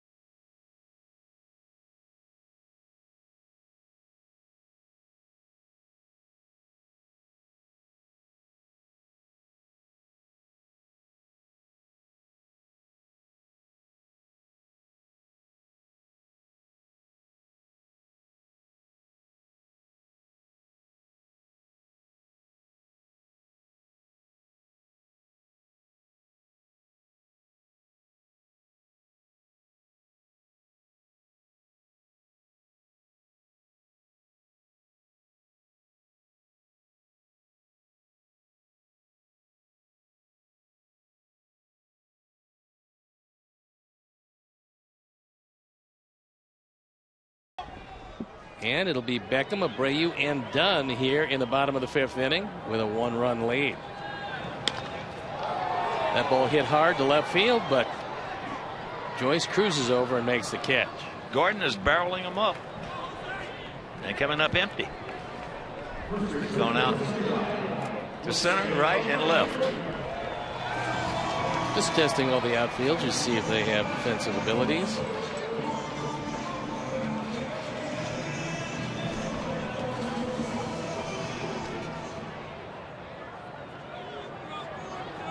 Here's Abreu.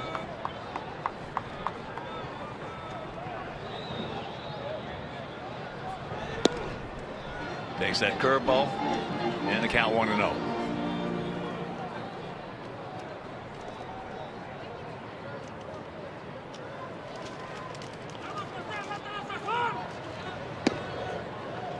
Two and nothing.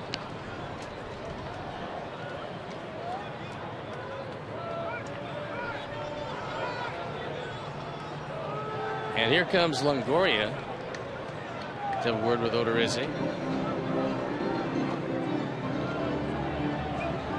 It's isolated power. It's slugging percentage minus batting average. This really shows you extra base hit ability. And Abreu leading the pack. Adrian Gonzalez, Albert Pujols, Troy Tulowitzki, and the disabled Mark Trumbo. He was all over that one. So he's on some select company in extra base hits, which you would expect for a man with 10 home runs and 31 driven in. I'm not sure what Longoria told him, but I don't think he told him to throw a fastball down the middle.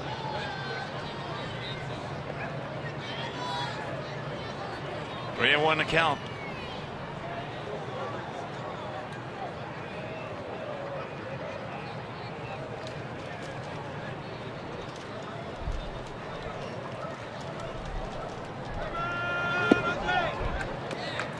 And there's ball 4.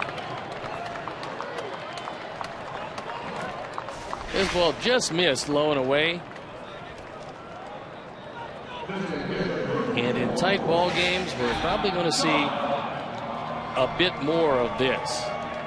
And that's not giving Abreu anything too good to hit, as Jake McGee, who we've seen in this series, and he looked very impressive, starts throwing.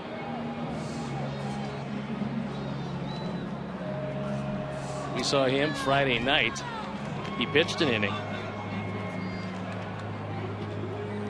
And a reminder, Sox fans, check out the Xfinity Fundamentals deck overlooking left field here at US Field. US Cellular. It's accessible from the 100, 300, 500 levels. Young Sox fans can learn baseball fundamentals, some White Sox training academy coaches, and space features batting and pitching cages, base running areas, and more skilled instruction. It's all from Xfinity, your home for the most live sports. Adam is 1 for 2. Single to lead off the second, came around to score.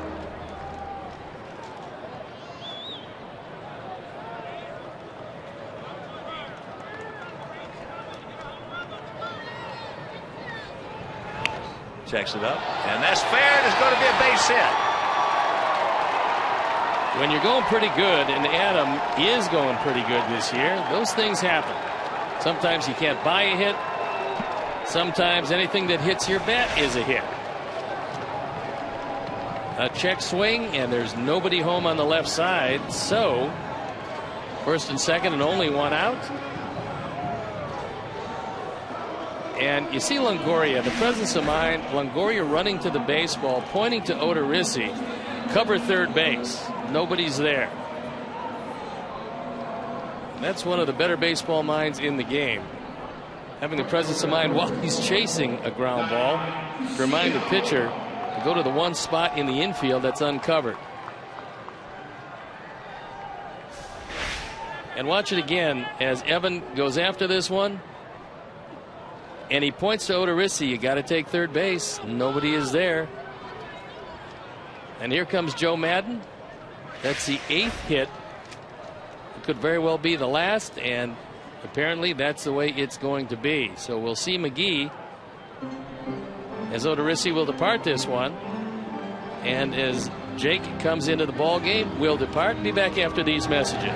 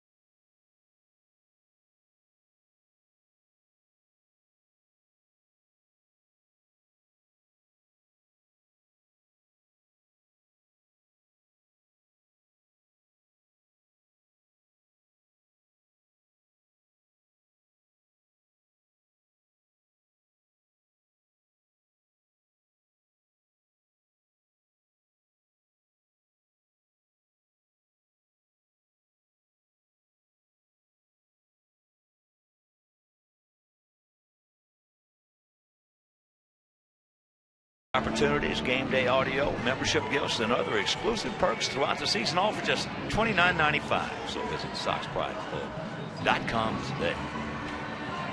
Looks like Joe Madden knows that the rain is coming because he goes to one of his most impressive relievers, Jake McGee, here in the 5th inning. McGee 1-0, the ERA .90 on for the 12th time in 10 innings. He has struck out 11. He hasn't walked anybody. In the inning we saw him, he was throwing upwards of 98 miles an hour. So he brings him on to face a tough right-hand hitter in Diane Vicieta. Coming in, the league's leading hitter. Tank 0 for 1 with a walk. And a run scored. He walked to lead off the 4th. When we put 2 on the board to take a 4-3 lead. First time he has seen McGee, and McGee, Steve just told you, is a tough cookie. Got a big fastball, and he usually throws it in the zone, and it's got some late life. There's a base hit. He just muscles it out there. No, he caught it. He caught it. And Abreu is going to be doubled off. What a catch. What a catch by Matt Joyce.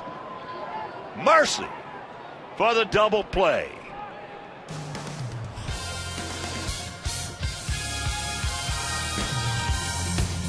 What a play. Wow.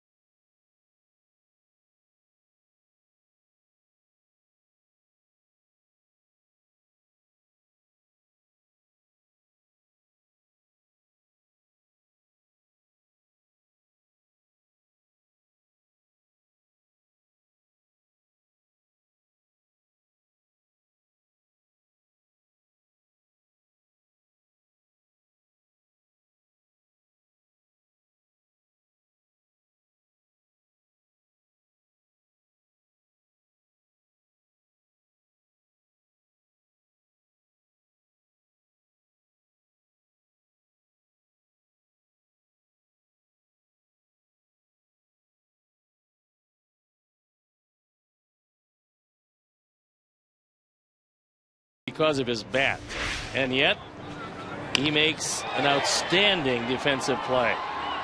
Diving full out, turns it into a double play, and with the rains coming, this could turn out to be one of the biggest plays of the night. And Abreu figures this ball's falling all the way. He's going to score easily. The only problem is Matt Joyce. That's okay about Abreu because I watched him. He had looked to see where Joyce was and the outfielders were. He was reading it as a base hit.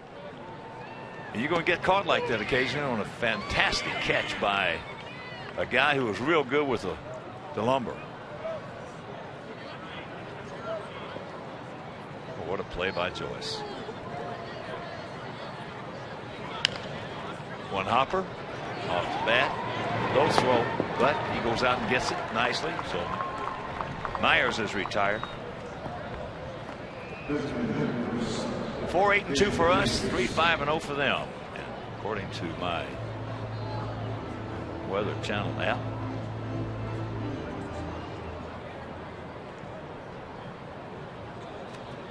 We're going to get some rain.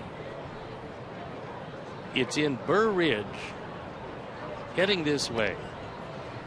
Got a call from my friend who is smart enough to come in out of the rain, so I assume that he did just that. Like Vasovic. Nice job. This going to be here. The latest update was at 8:55, and that means, yep, we're going to get it. And Zach Putnam getting ready in a hurry.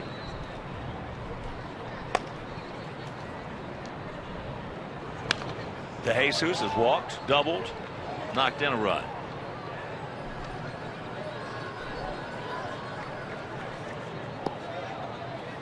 Odorizzi goes 4 1/3, gives up 4 runs on 8 hits, a couple of walks and 5 strikeouts, and gets bailed out of a tough situation by a great play by Matt Joyce.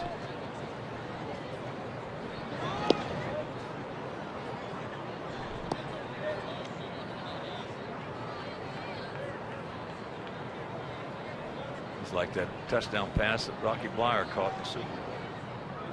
With his speed, he couldn't get there from point A to point B, but he did. Matt Joyce couldn't get there to make that catch, but he did. Got a great break, gave up the body, and turned it into an inning-ending double play.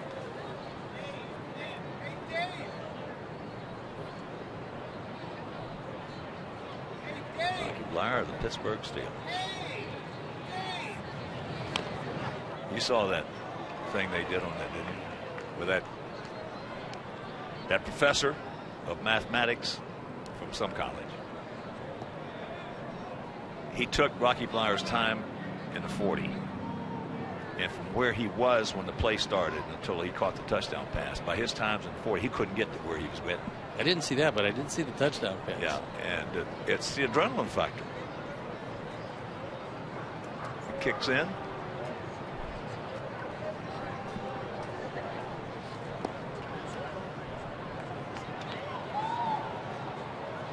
Two and two the count.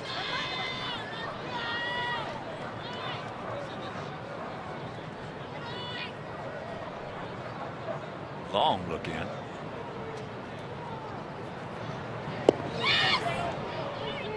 Change up downstairs. 94th pitch, and does not get the call.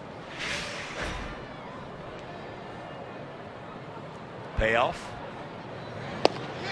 He gone. Double him up with the change. Well, he felt he would have had him had he gotten the last pitch over the plate.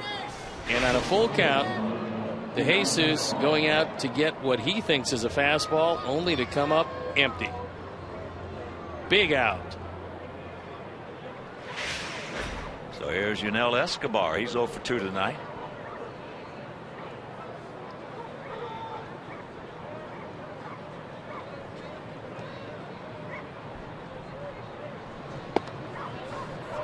He has the big hands, Escobar's. Boy, he's got some hands on him.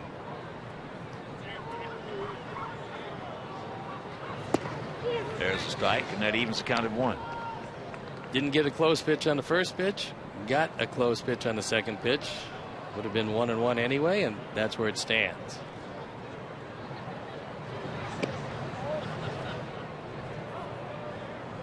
Two and 1 to count.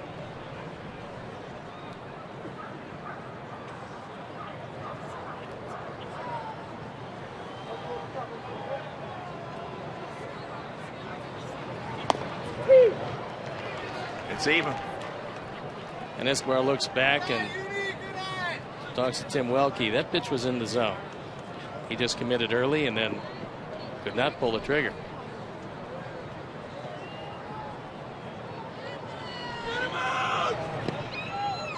Well, this has been a well umpired series. It has that. We've seen, well, particularly we've had him a lot. Adrian Johnson, we've seen him, and he usually gives us a terrific game, especially behind the plate. Chris Siegel, we haven't seen him. He did a very nice job behind the plate. Yes, he did in game 1. As there is ball 4. So the 2-out walk. Second walk issued by Rienzo. And that'll bring up Hannigan, who has struck out, and he drew the first walk. Todd Cooper wants to know if Putnam is ready, just in case, and I'm sure that it was answered in the affirmative. I think with the advent of instant replay, we're going to see better umpired games. We both know, as everybody knows, in the past 25, 30 years, 30 years, I should say, 25 to 30 years. In my time zone, when I first came back in the early 60s, came up to the big leagues, there was no adversarial position between players and umpires. There was respect, but there was no adversarial position. And then, starting in the 70s, as time went on, there became two sides. And for the most part, an adversarial position started. And it grew and it grew and it grew. I think this instant replay is going to take a lot of the way because you're not going to have as much arguing with umpires. No, we've already seen that. Yeah. Very rarely do you see arguments anymore. And as you can see, pitch 103 coming.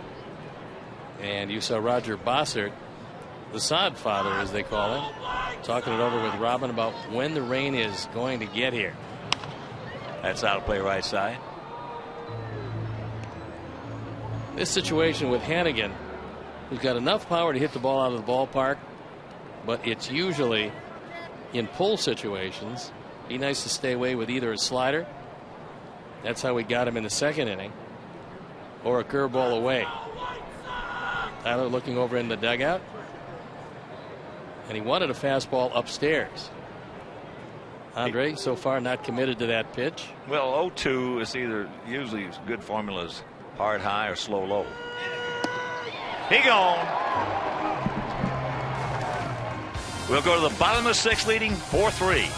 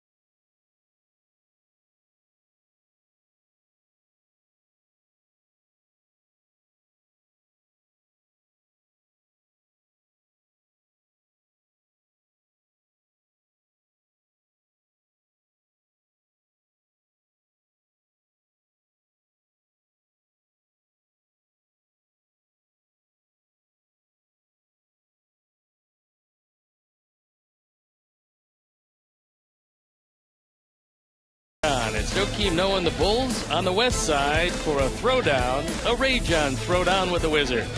Coverage starts at 6:30 with McDonald's Bulls pregame live. It's Bulls Wizards tomorrow at 6:30 on CSN.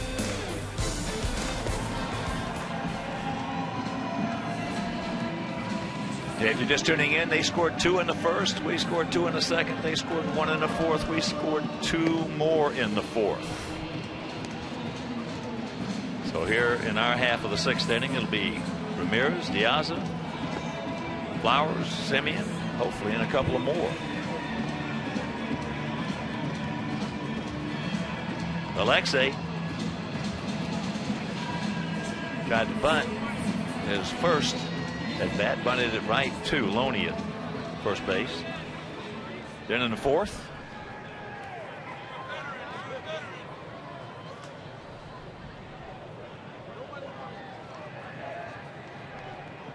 we'll show you what he did in the fourth after the pitch.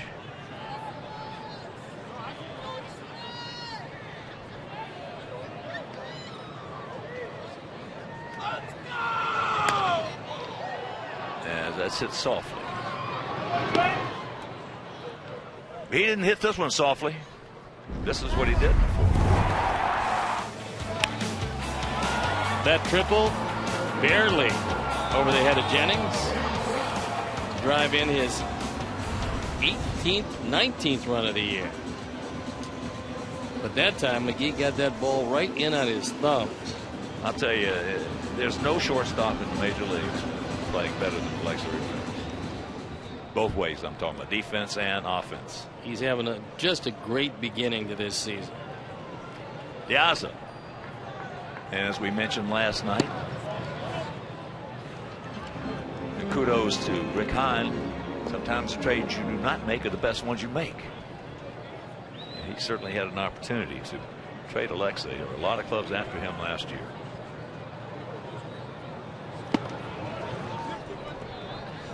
Alejandro, that 2-run homer. Frank Padura and Bert Cockhill's pick to click tonight. Silver Lakes Country Club, Orland Park.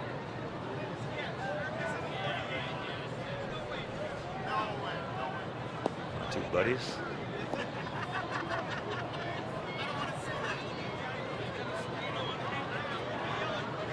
Big gap out there in right center.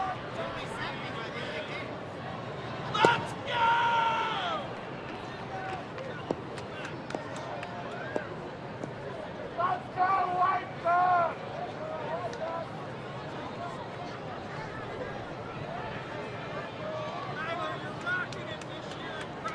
Let's go, White Sox! 2-2.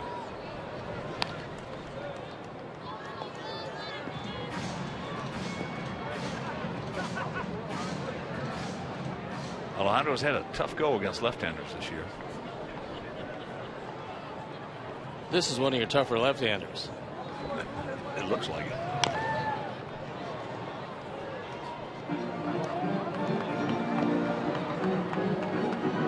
Well, the original plan was to use Alejandro against the right-handed starters and Viciedo against the lefties. Want to be a platoon system in left field. That all went by the boards as Avisaíl Garcia was lost for the year. And Viciedo started to hit everybody, right or left-handers, killing the right-handers especially. Let's go! They did not go.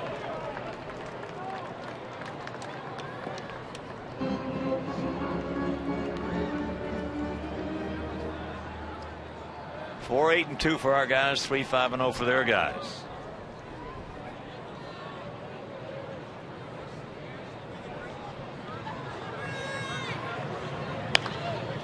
And that is a souvenir left side.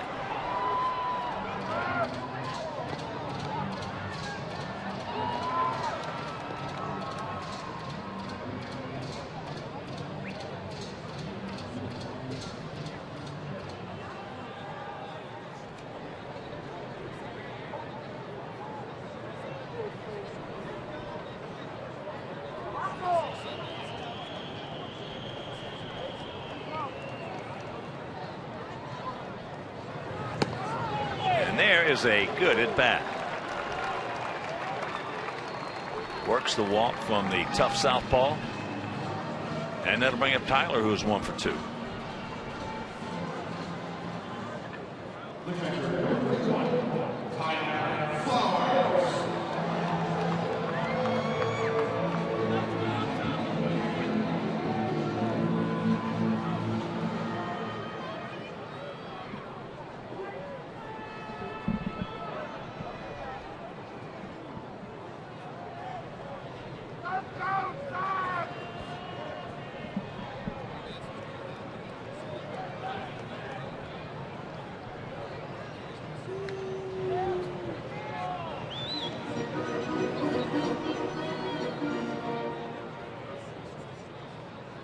Playing Tyler shaded to the right in the outfield. There's a gap out there in left center if he can find it.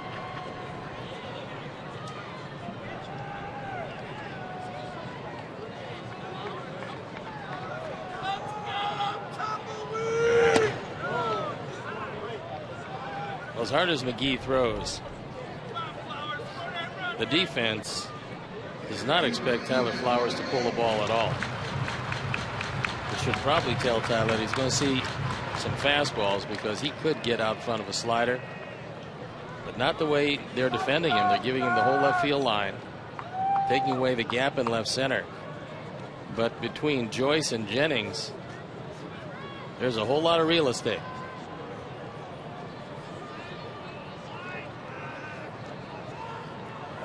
We need this run, Flowers!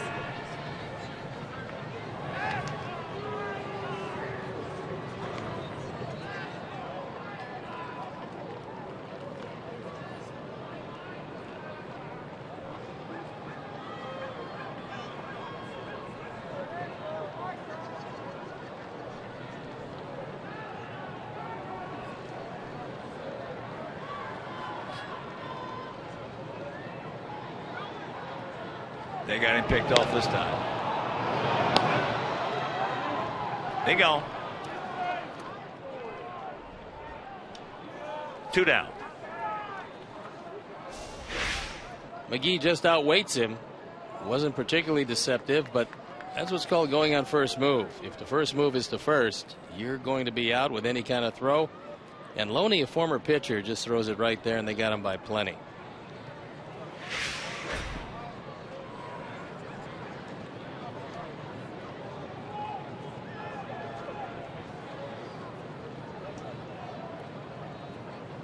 All right, Tyler. Now you can change your approach just a little bit. It's only men really men and light him up.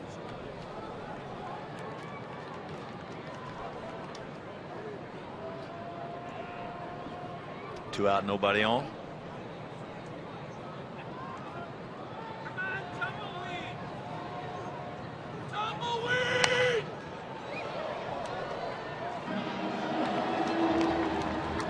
Count hangs at 0-2.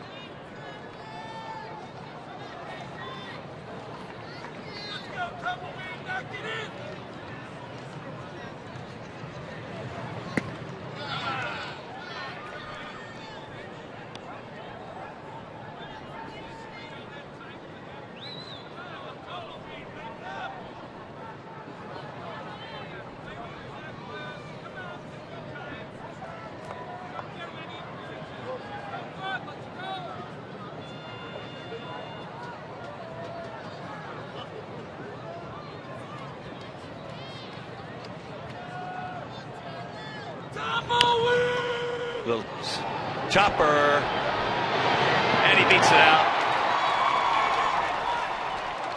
2 hits for Tyler Flowers, that of the infield variety. We've told you for a while now that Tyler has better speed than most catchers. And of course, as far back as Longoria was playing with 2 strikes, he's got no chance at all. And he ties his multi-hit games all of last year. He had 9, and this is his 9th multi-hit game.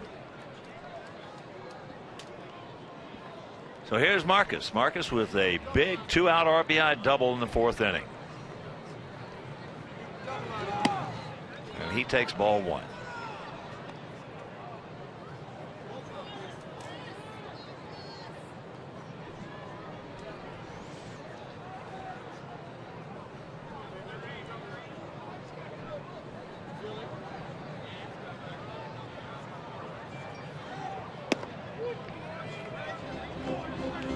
That fastball up and in for a strike.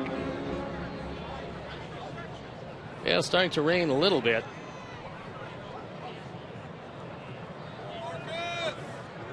And I think Roger was telling Robin that when it does indeed get here, it's going to be here for a while.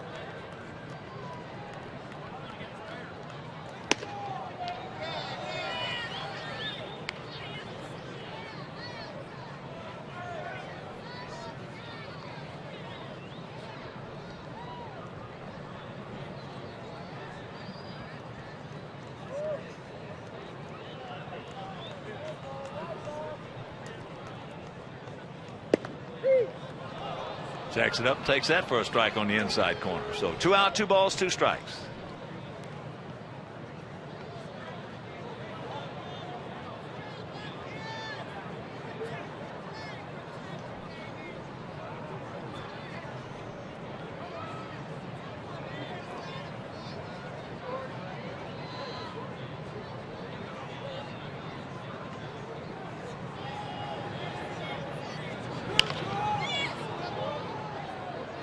Pulls his hands in and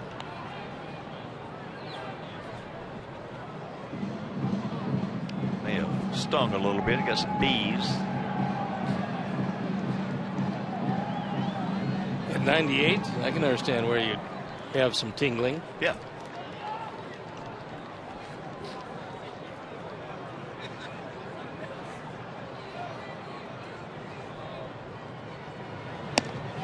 And a full count. That one at 97.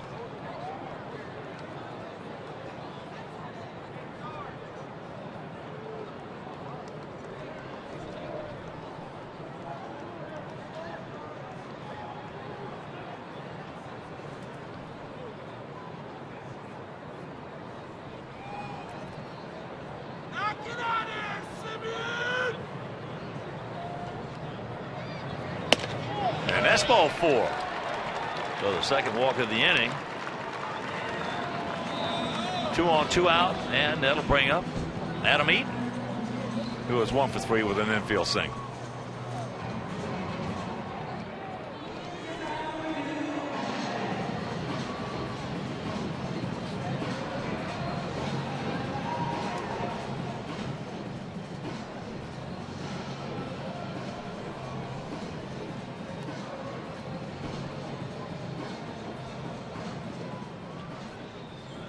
So first, Anaheim goes out there, and then Longoria goes out there.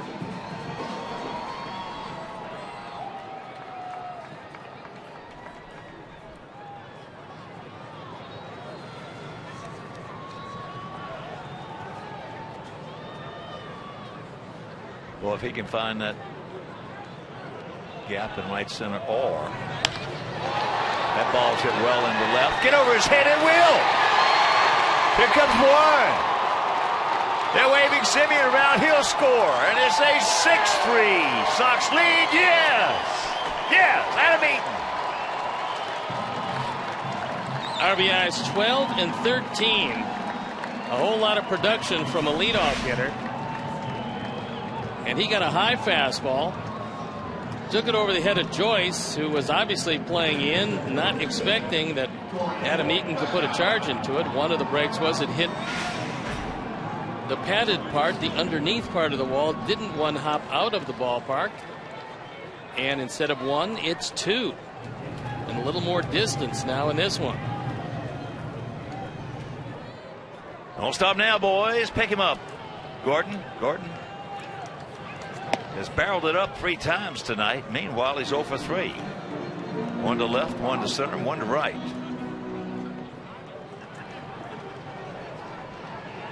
Here comes Jim Hickey with the whole infield coming in, and the Rays bullpen. Josh Lukey just starting to throw.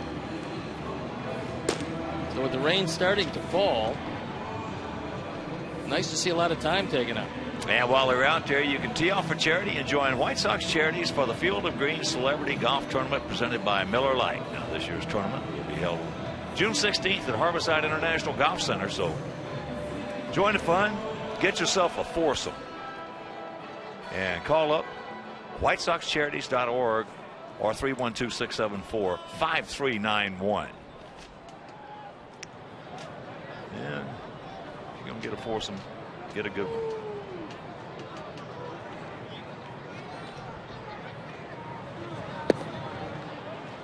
That pitch is down low. 2-0 the count.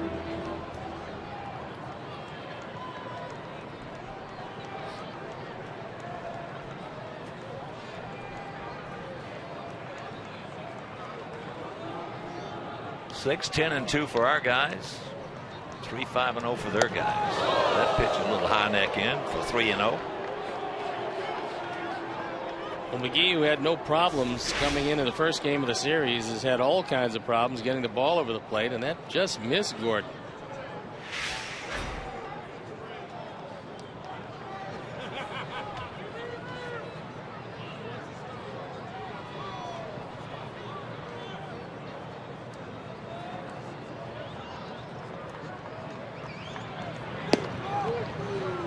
With Abreu on deck, taking all the way. Abreu on deck, maybe taking 2.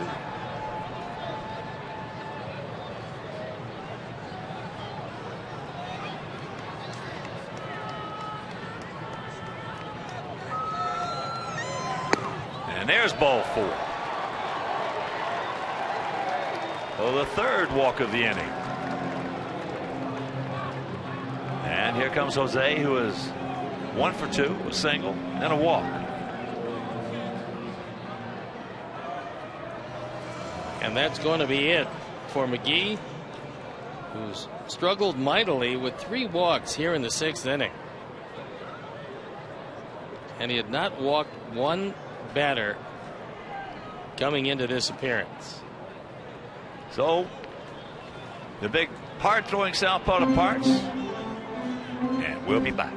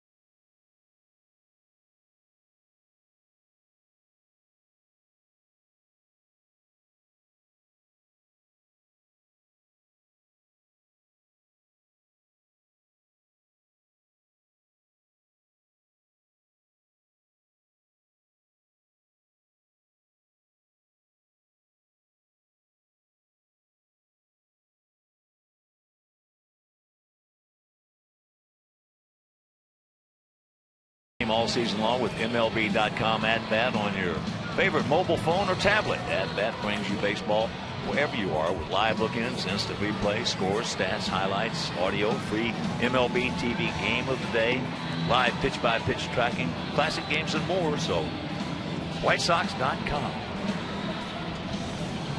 And we've got Josh Lukey coming in. We saw him in the game yesterday. He was in relief of David Price. Pitched an inning, gave up a run on 2 hits. There you see the numbers overall. He's on for the 13th time, and that leads this staff in appearances. 18 hits and 14 in the 3rd with a couple of home runs.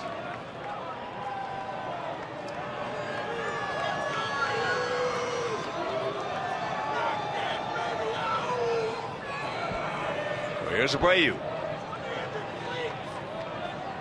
2 on, 2 out. 2 in. We lead it 6-3.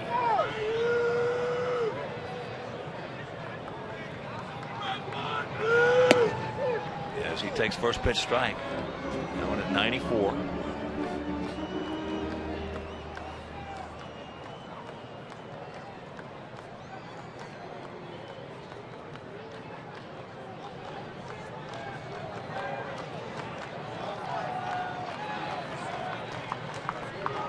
Big gap in left center.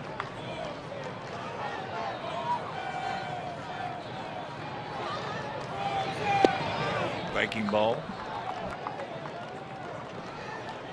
Wish it had been over about 4 or 5 inches. That one hung inside, and Jose didn't have a shot at it.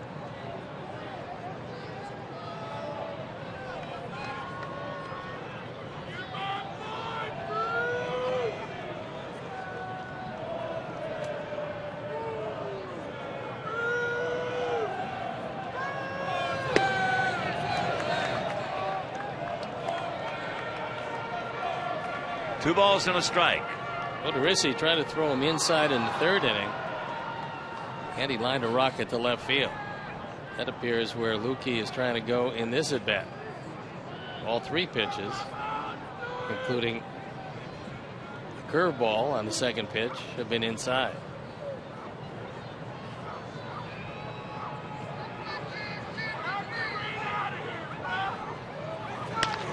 And there's a two-hopper down to Longoria, over to Zobrist, and that'll retire the side, but not before the big two-run double by Adam Eaton. We go to the seventh, leading 6-3.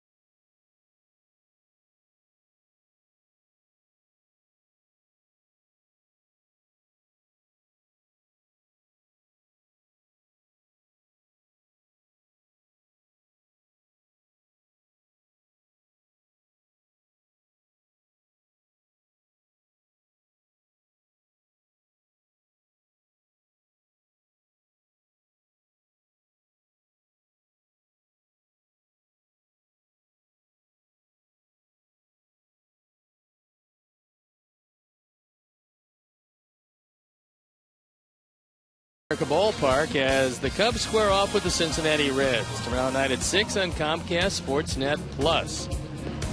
They were postponed in tonight's game, so they'll pick it up tomorrow. And Zach Putnam comes into the game. There you look at the numbers, on for the fourth time. He's thrown very well. The ERA 2.57, 7 innings, 6 hits, 3 walks and 5 Ks. Left-handers have really hurt him. And he'll be facing Zobrist, a switch hitter. And then another left-hand hitter in Joyce, who follows Jennings. So a nice job by Rienzo, who leaves with the lead. He goes 6, gives up 3 runs on 5 hits. He walks 3, fans 3. He is the pitcher of record.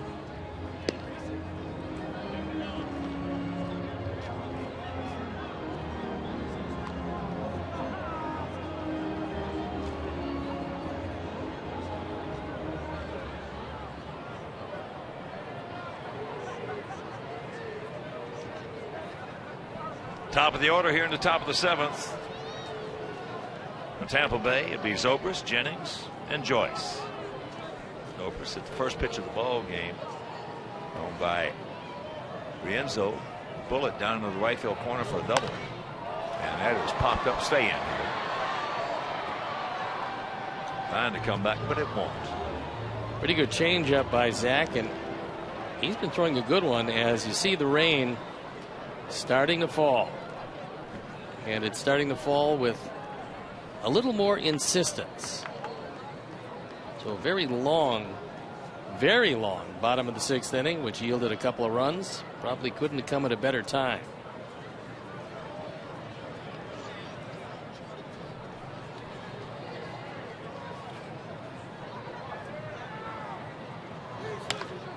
Slaps that one just foul. Thank you. So a good job by Rienzo. Didn't break out that curveball until later in the game, but a good job.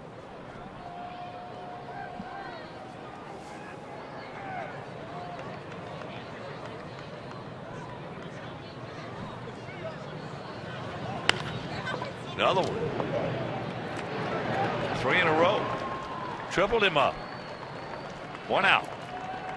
If you're throwing it as well as Putnam has been throwing it since putting on that White Sox uniform, you might as well go with it, especially against the left-handers who have plagued him this year. So the umbrella's out. Rain falling, but a big 3-run lead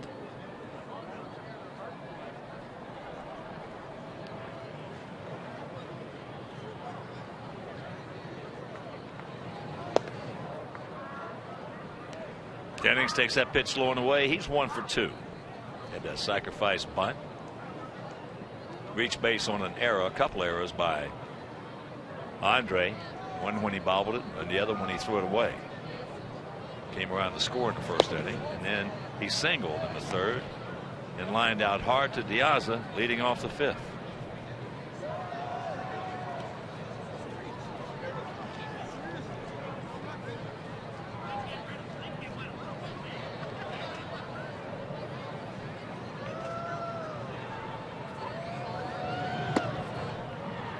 Just looking at this cell on my Weather Channel app,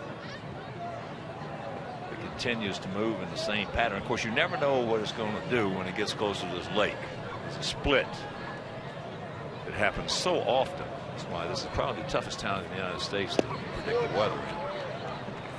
But if it stays on the same course, it's not going to stop for a while.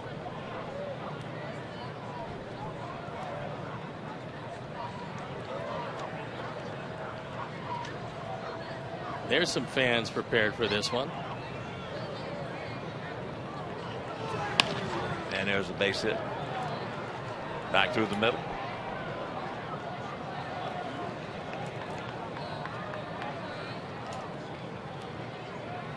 Two for 3 for Jennings, and the hardest his ball of the night was the one he lined in the 5th inning, right at Diaza.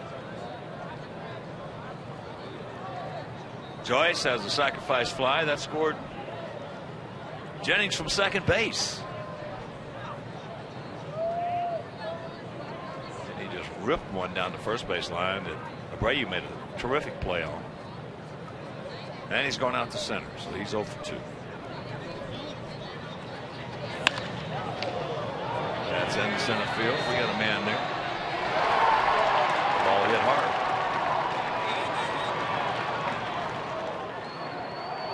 Two down.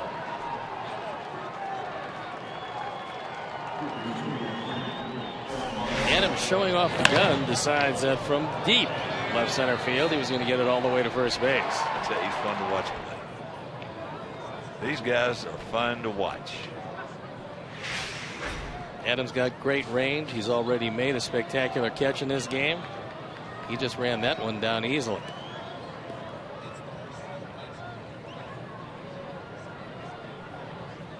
Here's Longoria. He is 1 for 3.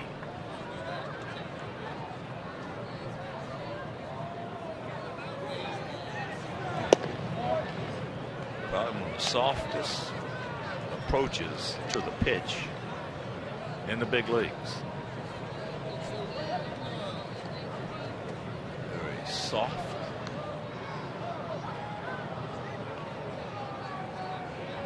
And with some hang time. Off the end of the bat. So Putnam with a good inning. 7th inning stretch. We lead it 6-3.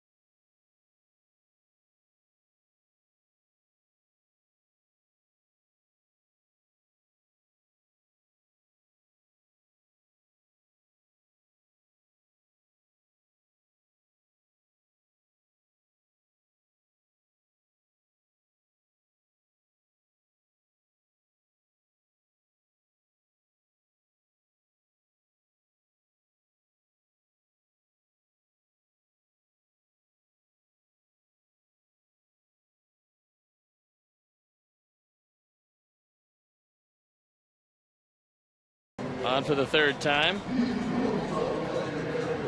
We saw him a couple of games ago for an inning. Walked one, struck out one. It was a scoreless inning. He inherits a 3-run deficit, and the rain really starting to pelt down as the fans head for shelter. And a lot of you might know Oviedo as Leo Nunez in the past. But here's Adam. Adam is 2 for 3 tonight with a run scored.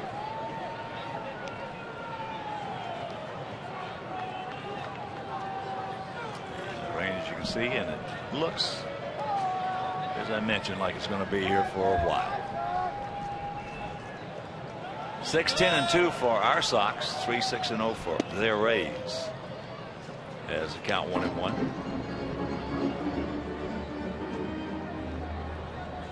Boss. He's got the crew at the ready.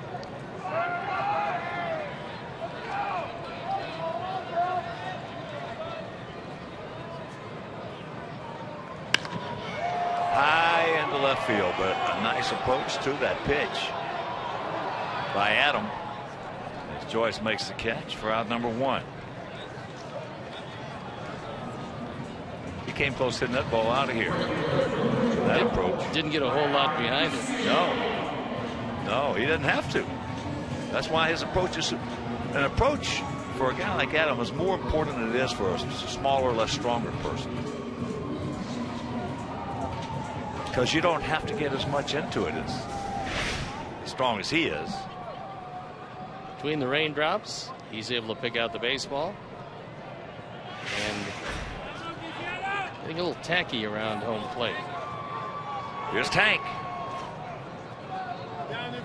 Tank 0 for 2 with a walk and a run scored.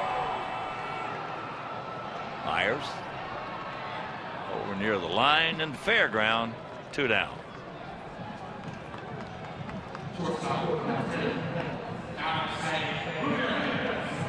So here's Alexei. 1 for 3. An RBI triple and a run scored. Coming back in the 4th. He took the lead 4-3.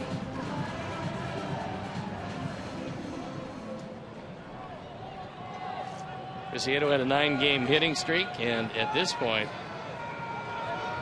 it would end. He was robbed, however. It looked like he was going to extend it in the 5th inning, but for a spectacular play by Matt Joyce.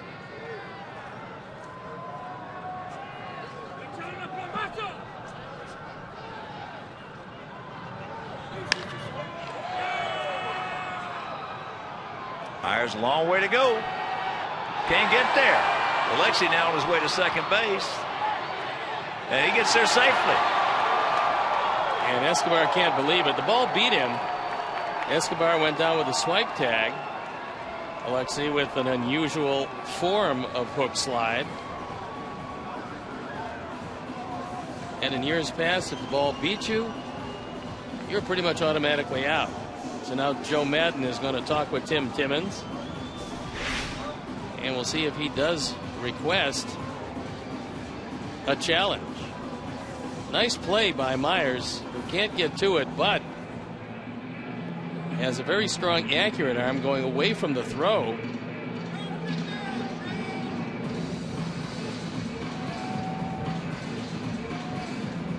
He got him on the knee. Or he may have missed him. And Ramirez, sitting 358, now has the American League hitting lead. Picks up his 7th two-bagger. Well, as we talked about, there's not a shortstop in baseball playing better baseball than Alexei. Either way, with the leather or the lumber. And they are indeed going to review it. So we'll see if that batting average and if that double hold up. Well, obviously the hit is. This is his 13th multi-hit game of the season.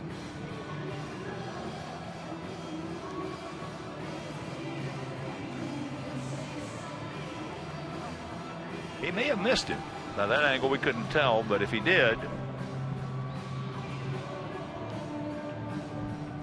Tim Tillman was in a perfect position to make the call.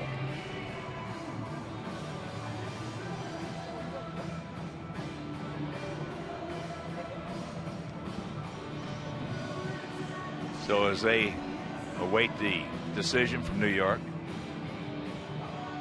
bottom of the fourth inning in Phoenix, Rockies leading the D-backs 4-3. A's leading the Rangers 4-0 top of the eighth down in Texas. Brewers and Cardinals tied at 3 top of the eighth in St. Louis. As you look at it again, that angle looked like you got him, but we'll see what they say in New York. Yeah, it's going to be at the very worst a single and 9-6 on the putout, or a 2-base hit, which would be his second extra base hit of the night.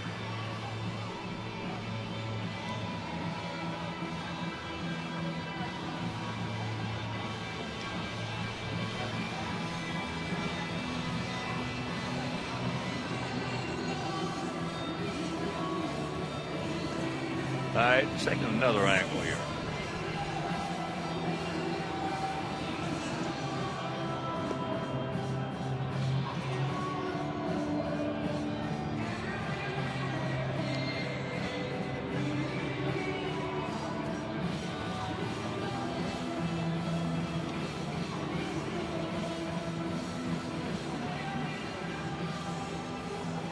Didn't get him right in that area right there. It's a tough call. No definitive angle, so it has to be conclusive.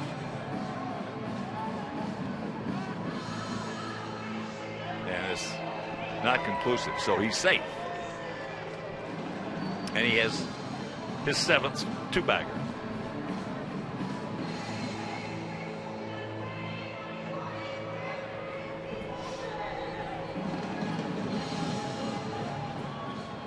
That'll bring up Alejandro. Pick him up, Alejandro.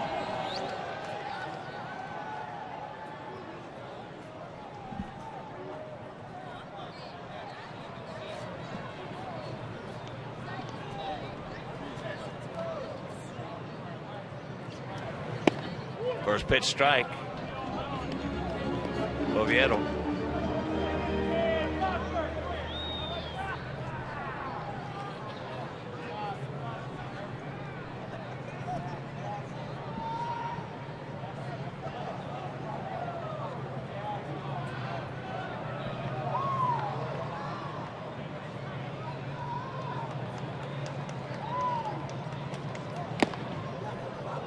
And a count 0-2.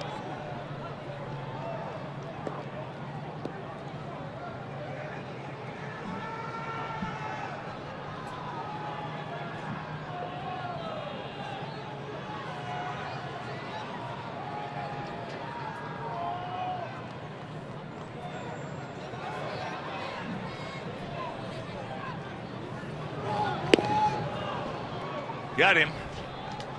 So we'll go to the 8th inning. It's a 6-3 White Sox lead.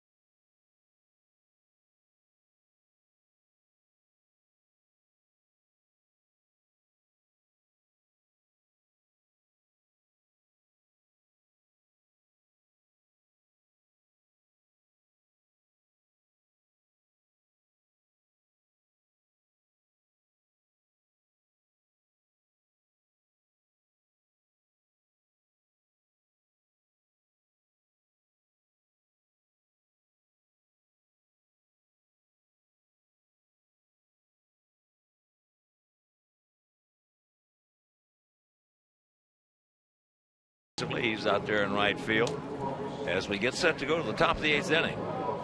We have 6 runs on 11 hits. They have 3 runs on 6 hits. They scored 2 in the first, 1 in the third. We scored 2 in the second, 2 in the fourth, and 2 in the 6th. 1 home run in the ball game, led by Diaz in the 2nd inning. And the bullpen up and going as Putnam heads into his 2nd inning of work.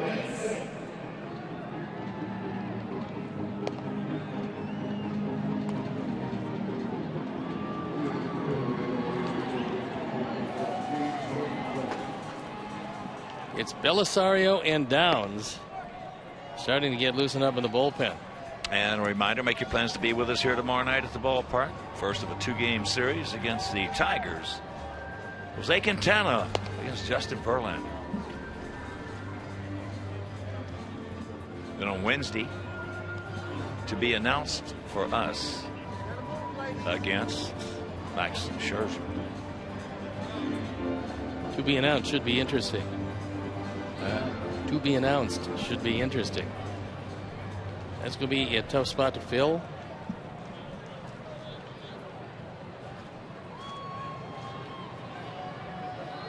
I have no clue. Could be bullpen day. Here's Loney. James is 0 for 3 in this ball game. Out in front of that one, hooks it, and the count 0-1.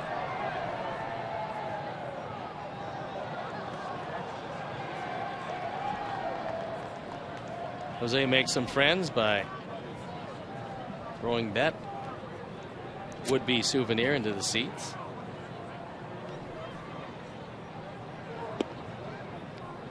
There's that changeup, and that's down low.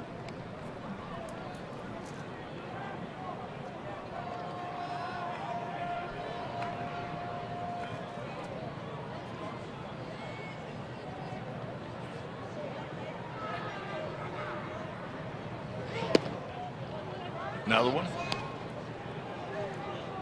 And the count 2-1.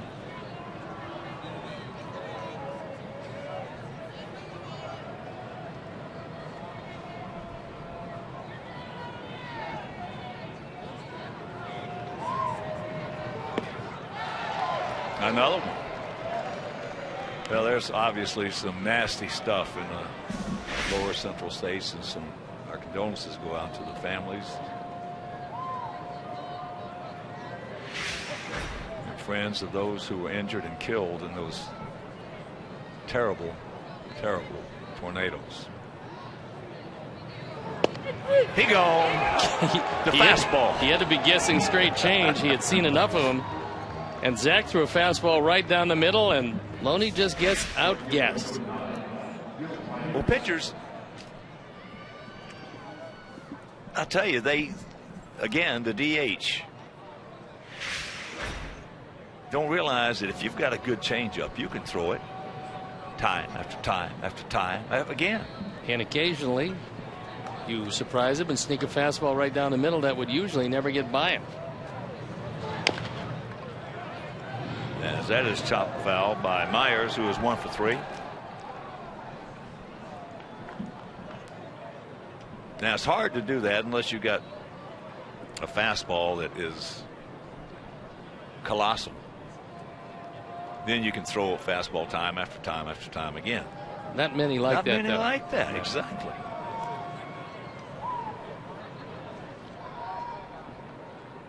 You can't do it with a curve unless you get perfect spots. But you can do it with, which is not an overwhelming fastball velocity wise. You've seen sinker ballers throw 90% sinkers and they can get away with it.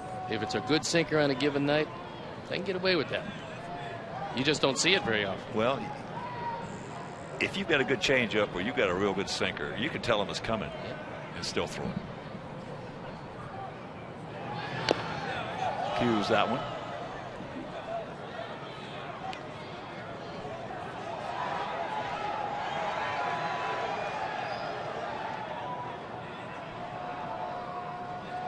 0-2 the count here in the top of the 8th inning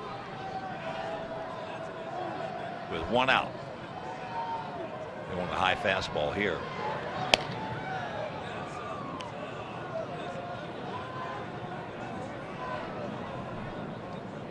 Good velocity, but if you want that high fastball and you want to get a swing on it, you have to throw it about face high, right down the middle of the plate. Well, my partner was a good pitcher. He gone. You see, once again, there are more guys, youngsters out there watching this game tonight, and they're going to be watching White Sox games, who are aspiring major league pitchers who don't throw hard. And why don't you give them a tip on how they could possibly get to the big leagues? Well, you don't have to throw hard, but you have to get off-speed stuff over. In my case, it was a curveball at 3 different speeds, but when I threw a fastball, it wasn't one that I wanted the hitter to hit. It was one that I wanted to show him. And more times than not, that fastball would be up high. Came out of the same location, the same release point as my curveball, so he couldn't pick it up. Before you know it, he'd swing through it. Wonder how he did it because it wasn't overwhelming. Just in a good spot. And he appealed, and Adrian Johnson says, "You did." And that's exactly what Zach tried to do. He's got a fastball that's not overwhelming. The one he threw by Loney was 89. The one he tried to throw by Myers was 90. You don't have to be a hard thrower to pitch in the big leagues.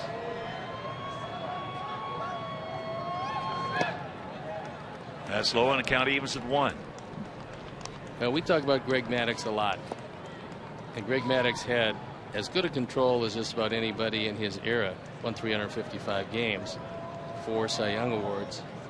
And what Greg Maddux would do is he would walk people intentionally to get to the guy in the on-deck circle he knew he could get out. So his walks were not walks because of his control. His walks were offensive walks. His walks were, okay, you're a pretty good hitter, you've had some success against me, but that guy in the on-deck circle, I get out all the time, so I will put you on so you can't do any damage to me and get him out. And that's one of the ways he was able to win as many games as he did. He told me there were a lot of times he'd go around 2 guys. Just to get the guy that he knew he could get. Yep. That's a fair ball. And a nice inning for Zach Putnam, using that changeup extremely well.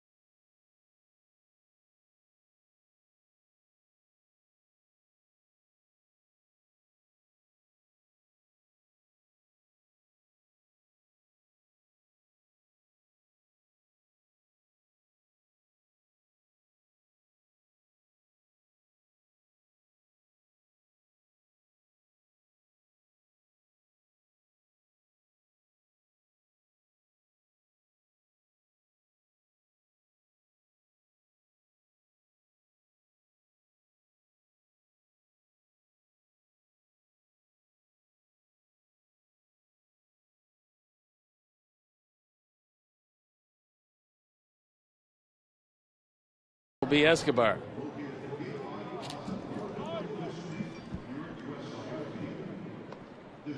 For us, it'll be Flowers.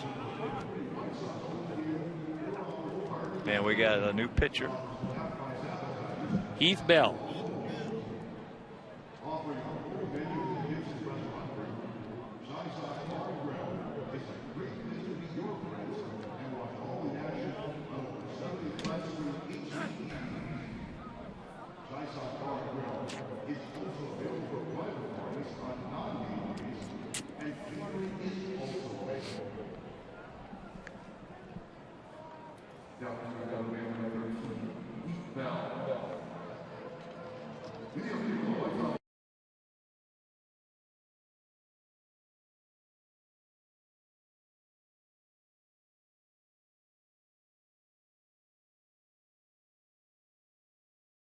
And we've got Heath Bell coming into this.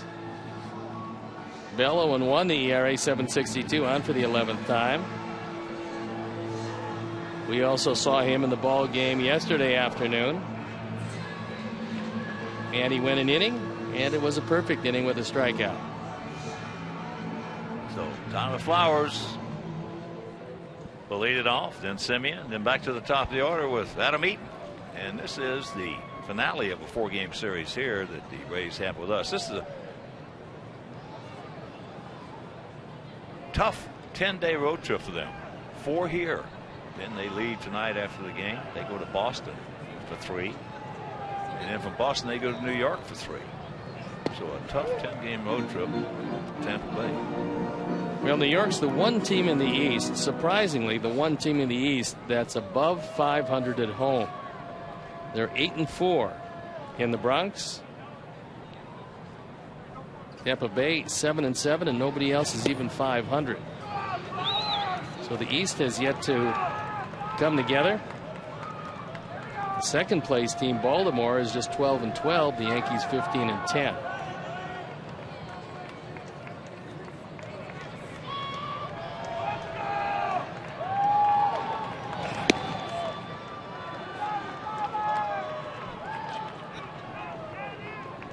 Matt Lindstrom loosening in the pen. Well pitched ball game tonight. Rienzo went 6. Putnam went a very strong 2 innings.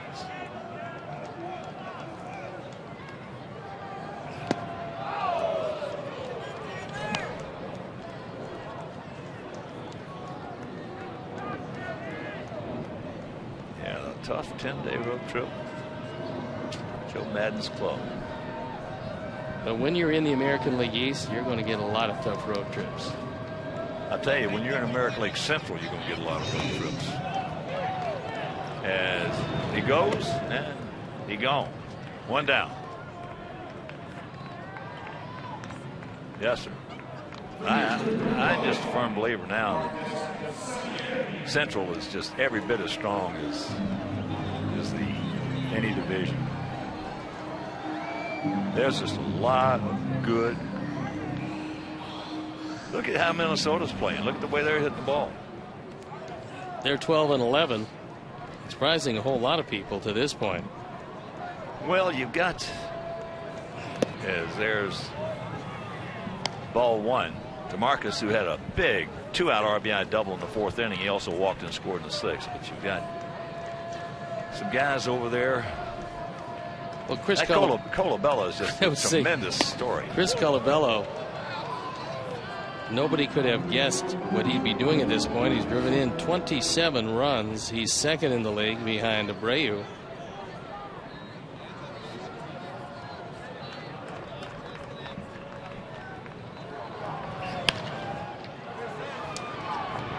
Escobar, a little throw. Throwing off the bag. Well, off the bag, and you can bet that that was a very wet baseball that Escobar had to grab because it hugged the grass all the way. He couldn't get a grip on it. He's a very good shortstop. And you know, right there, good play by Loney. His first responsibility, the ball. If you're not going to be able to get the runner, you've got to get the ball. He does just that. Yeah, so that ball is extremely wet. So the arrow. Yeah, but you got Colabella, who's just been a fantasy story, so to speak. And then all of a sudden, that mirror is starting to tell Trevor Plouffe, you can hit, young man. Well, Trevor always had the power. And it was just a question of everything falling together for him. He would have great months, great 6-week periods, but he's been hitting the ball well. Got a bunch of doubles. And before his career is over, he's going to have a bunch of home runs. He's got 10 doubles.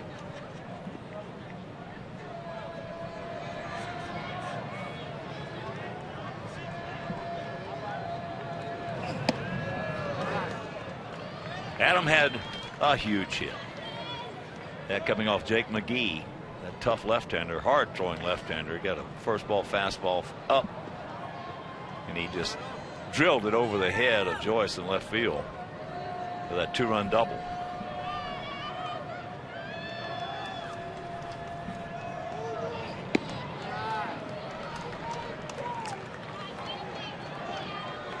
We talked about it in the spring, and we're going to see it especially as it heats up here, but the surprising occasional power of Adam Eaton, because all the outfielders can play him shallow, and he's going to burn more than a few of them this year.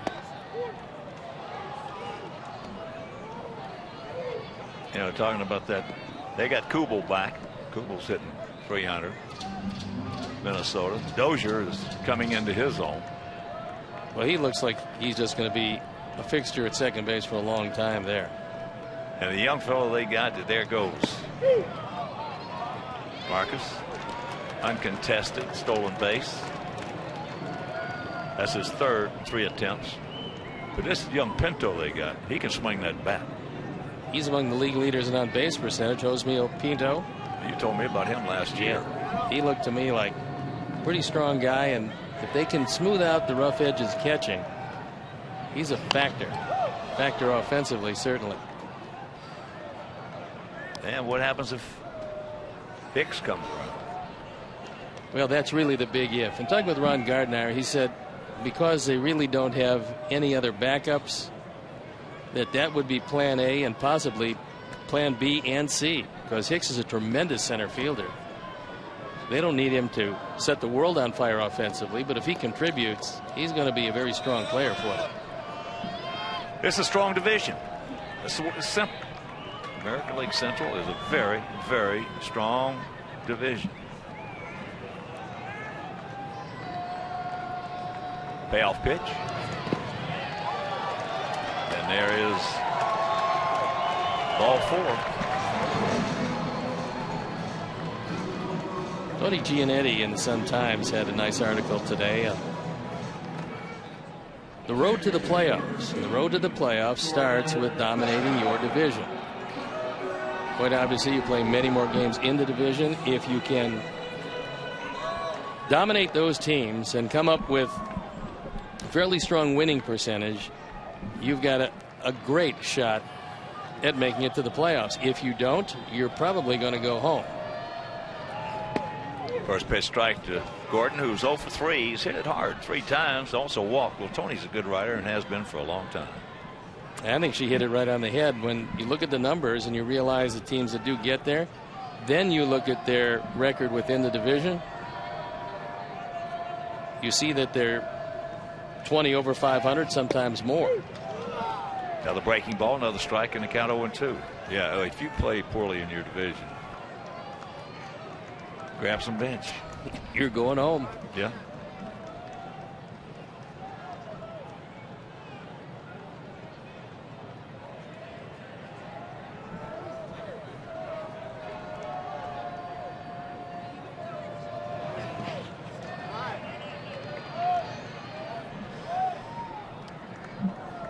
Hannigan. There's been one pitch in this entire 4-game series that he's allowed to get by, and that was way wide of the plate where he had very little of any chance. Other than that, with runners on, he has stopped everything. Well, he's impressed me. I know that. First time I've seen him. Plus, the last 2 years in the National League, he led the National League in percentage of throwing out base stealers. We've seen him make a beautiful pinpoint throw here tonight. So not much to dislike. 2 on, 1 out. That fastball at 92. And the count 2-2. Once again, a reminder, tomorrow night, Jose Quintana against Justin Verlander. So make your plans to be with us right here. If you can't, that game will be over WCIU. Then on Wednesday, he did not go on a full count. It'll be to be determined for us against Max Scherzer, and that game will be over WGN. Then an off day on Thursday, and then we go to Cleveland for 3. Come right back home. Play the Cubs 2 at Wrigley and 2 here.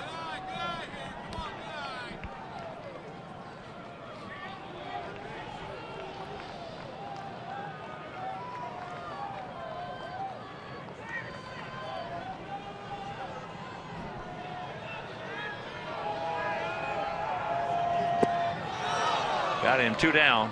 I'll tell you, I don't know how you feel about it, but I just do not like the scheduling the last couple of years with us playing the Cubs.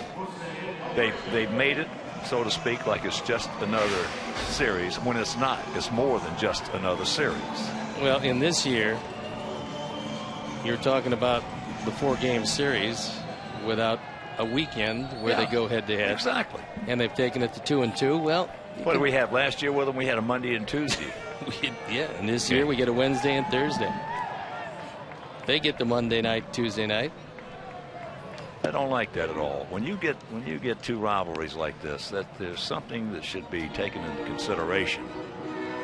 The rain really pelting down now. Abreu's 1 for 3, but they just treated that series with disdain. Well, instead of that, you get our natural rival home and home, the San Francisco Giants. Get them the middle of June on Tuesday and Wednesday, and of course they come back here as always Tuesday and Wednesday in the middle of August.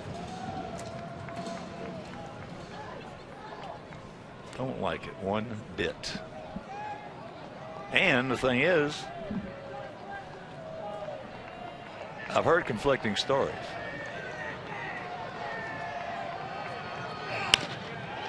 There's a base hit and another RBI for Abreu. Now they're going to hold Adam at third, and it's a 7-3 ball game. Assuming this one plays all the way out, this becomes a big run. Those add-on runs late, in the American League especially, those add-on runs are invaluable. You get a team down, you just don't rest. This team is going to be a relentless offense this year. They're going to pick up runs like they picked up here. Marcus Semien with the stolen base. They didn't pay much attention to him. And his run means it's a 4-run lead, which is grand slam. Yeah, I mean, that's what it would take to tie it up.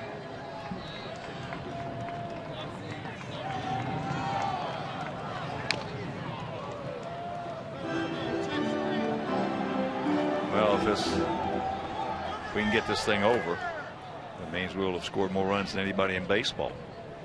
And 32 driven in by Abreu. 32 in April.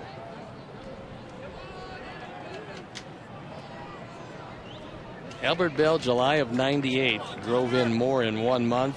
This is the most of any White Sox player in any month since then. Well, '98, Albert Bell had the best second half I've ever seen a hitter have. He was some hitter. First half he struggled. Second half he had the best half I've ever seen a hitter have. You couldn't get him out. You couldn't get him out. He could get himself out, but you couldn't get him out.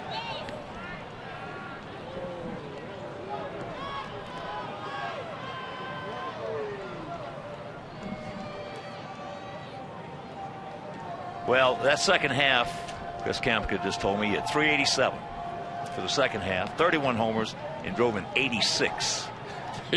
Drove in 86 the second half? In the second half as he strikes out at him. But we pick up one. We'll go to the ninth, leading 7-3.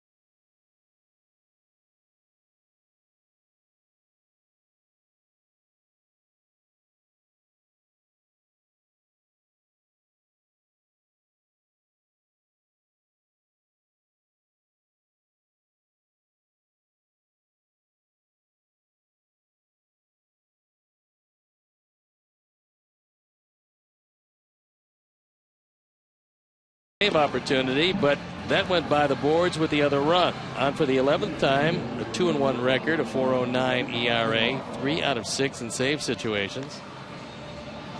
And he's going to start off with the bottom part of the order.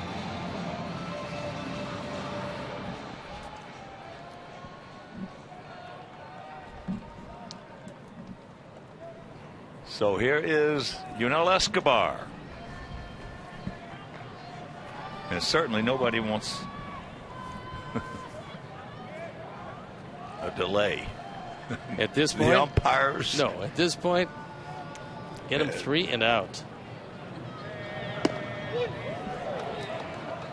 Well, the Rays were actually, if we had played a normal game, because this game now is like it's 10:25, so we've been out here for 3 hours plus. But is that Gordon's got him?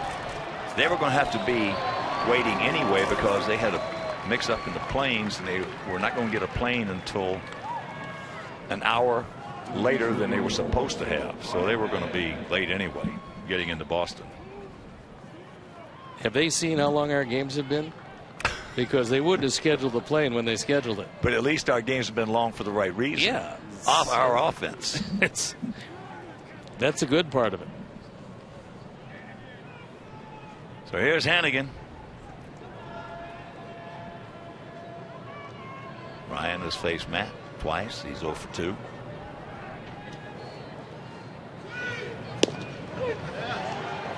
Breaking ball strike. And Ryan should know, a 7-3 ball game, top of the 9th. And this. You better be swinging it. Swing. You better be swinging it. And he knows it.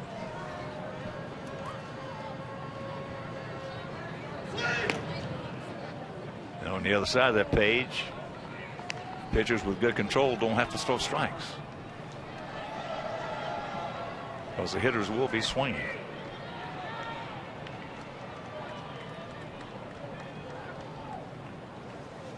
You just as soon not get to the Joyce, Longoria, Loney part of the batting order.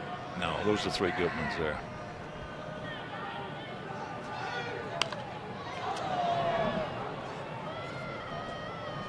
One and 2 the count. Those are 3 good ones.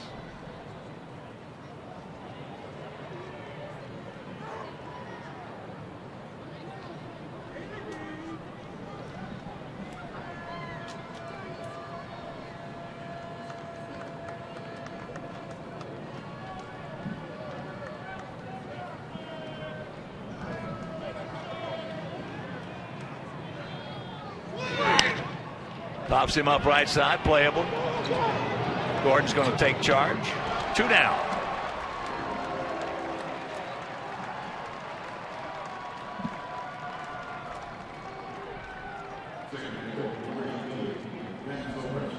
And if you're just tuning in, pitchers of record are the starters. Andre Rienzo pitched really well for us. Mike Odorizzi, the starter for them. So here's Zobrist. And with the shape of our pitching and in the circumstances and the sequence of the events on our pitching, Rienzo has been a blessing. And then all of a sudden you get Scott Carroll yesterday. Well, Rienzo came up with an opportunity to secure a spot in the rotation, especially if he can get that curveball over the plate. So that is almost a blueprint of the first pitch of the ball game. Zobrist. And with his second double. And Zobrist is just a tough out from either side of the plate any time of the ball game.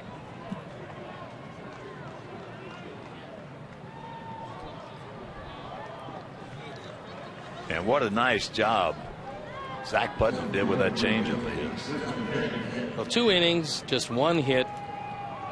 He covered the 6 outs in the 7th and 8th inning. Rienzo went 6, gave up 3 runs on 5 hits, walked 3, fanned 3. So with the Tigers coming to town, you can get out of this using just 3 pitchers. Robin would be very happy with that. Well, he tripled up Loney with changeups. I mean, that changeup he's got now, as we talked about, he can tell them they're coming.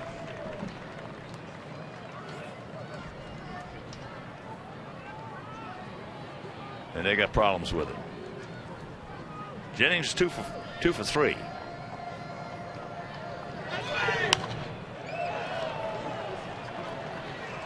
Oh, and 2 the count.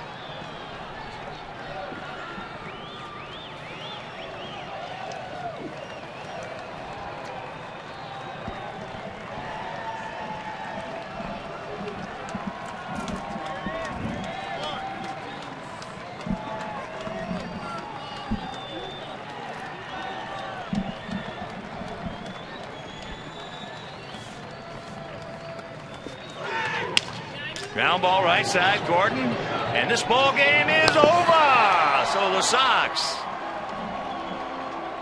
make it 3 out of 4 against a good ball club, the Tampa Bay Rays. And Steve, Rienzo, as we talked about, he was good. I thought he threw the ball well, and surprisingly, and I think he probably surprised Tampa Bay with this, he started off throwing fastball slider. He stayed that way till late in the 3rd inning. And then he started to mix in the curveball. And our GMC player of the game is none other than the man who has run his record to 2-0, Andre Rienzo. Used a lot of sliders tonight and then went to the curveball to mystify Zobrist and a few others of this Tampa Bay team. Tampa Bay's had a lot of injuries, but not so many to their starting lineup. This is a good team, and the Sox take 3 of 4. They're the numbers of Rienzo. He gave up the 3 runs, only 2 of them earned, and a very nice job tonight. I'll tell you, Putnam came on with that changeup of his and just dazzled him. Well, all in all, 3 pitchers to get out of this ball game with a win, despite threatening conditions. The fact that it was played in the rain, which is pretty difficult to get the ball over the plate. And that being said, in the 3 innings of relief, not 1 walk, which is a very refreshing turnabout for our bullpen. Well, we got a situation coming in tomorrow night, the Tigers, and we got Jose Quintana against Justin Verlander. But in the meantime, let's go downstairs to Jen Latta with Tyler Flowers. Good evening, guys. We're just switching spots here. Figure it's better for height. Rienzo with a very decent outing tonight. 6 innings strong, just 2 earned runs. What was working for him? He had the ability to throw off speed and fastball counts, and against a good hitting team like this, you got to do that to have a chance for success. They came out swinging in the 1st inning and jumped on a couple early, but we made the adjustments, and he continued to execute throughout the game and did a great job for us. This team has now hit 150, or they scored 150 runs. Totally different than last year. What is different? I think all in all, we're doing a better job swinging at strikes, taking balls. Of course, we got a couple guys that are real hot right now, so hopefully we can continue to stay hot. And if some of us cool down, other guys will pick us up and just go back and forth and feed off each other. For you personally, your new nickname, Mick Single, does that have a good ring to it? Yeah, something like that. I don't know. They're getting a little tired of ornament bats, but I'll keep taking them. Just trying to put balls in play that look good and find holes, and I'm having that success right now. So hopefully that'll continue for a while, but looking forward to barreling some up too. You would like to. All right, Tyler Flowers joining us. A rainy evening, but a victory nonetheless. Guys, back up to you. All right, Jen, thank you very much. And we checked out our GMC player of the game. It is our 25-year-old right-hander, Andre Rienzo, our GMC player of the game. So for my partner, Steve Stone, our director, Jim Angio, our producer, Todd Benjaminson, our associate producer, Chris Kampka, our technical manager, Mark Harper, for the mayor, Mean Joe Goob, also the executive producer, Jim Corno Jr., and for Mike Mayer, for Frank D'Amato, Frank Leone, this is the Hawk. So long, everybody. Coming up next, Subaru Postgame Live with Chuck and Bill. You've been watching White Sox baseball on Comcast Sportsnet.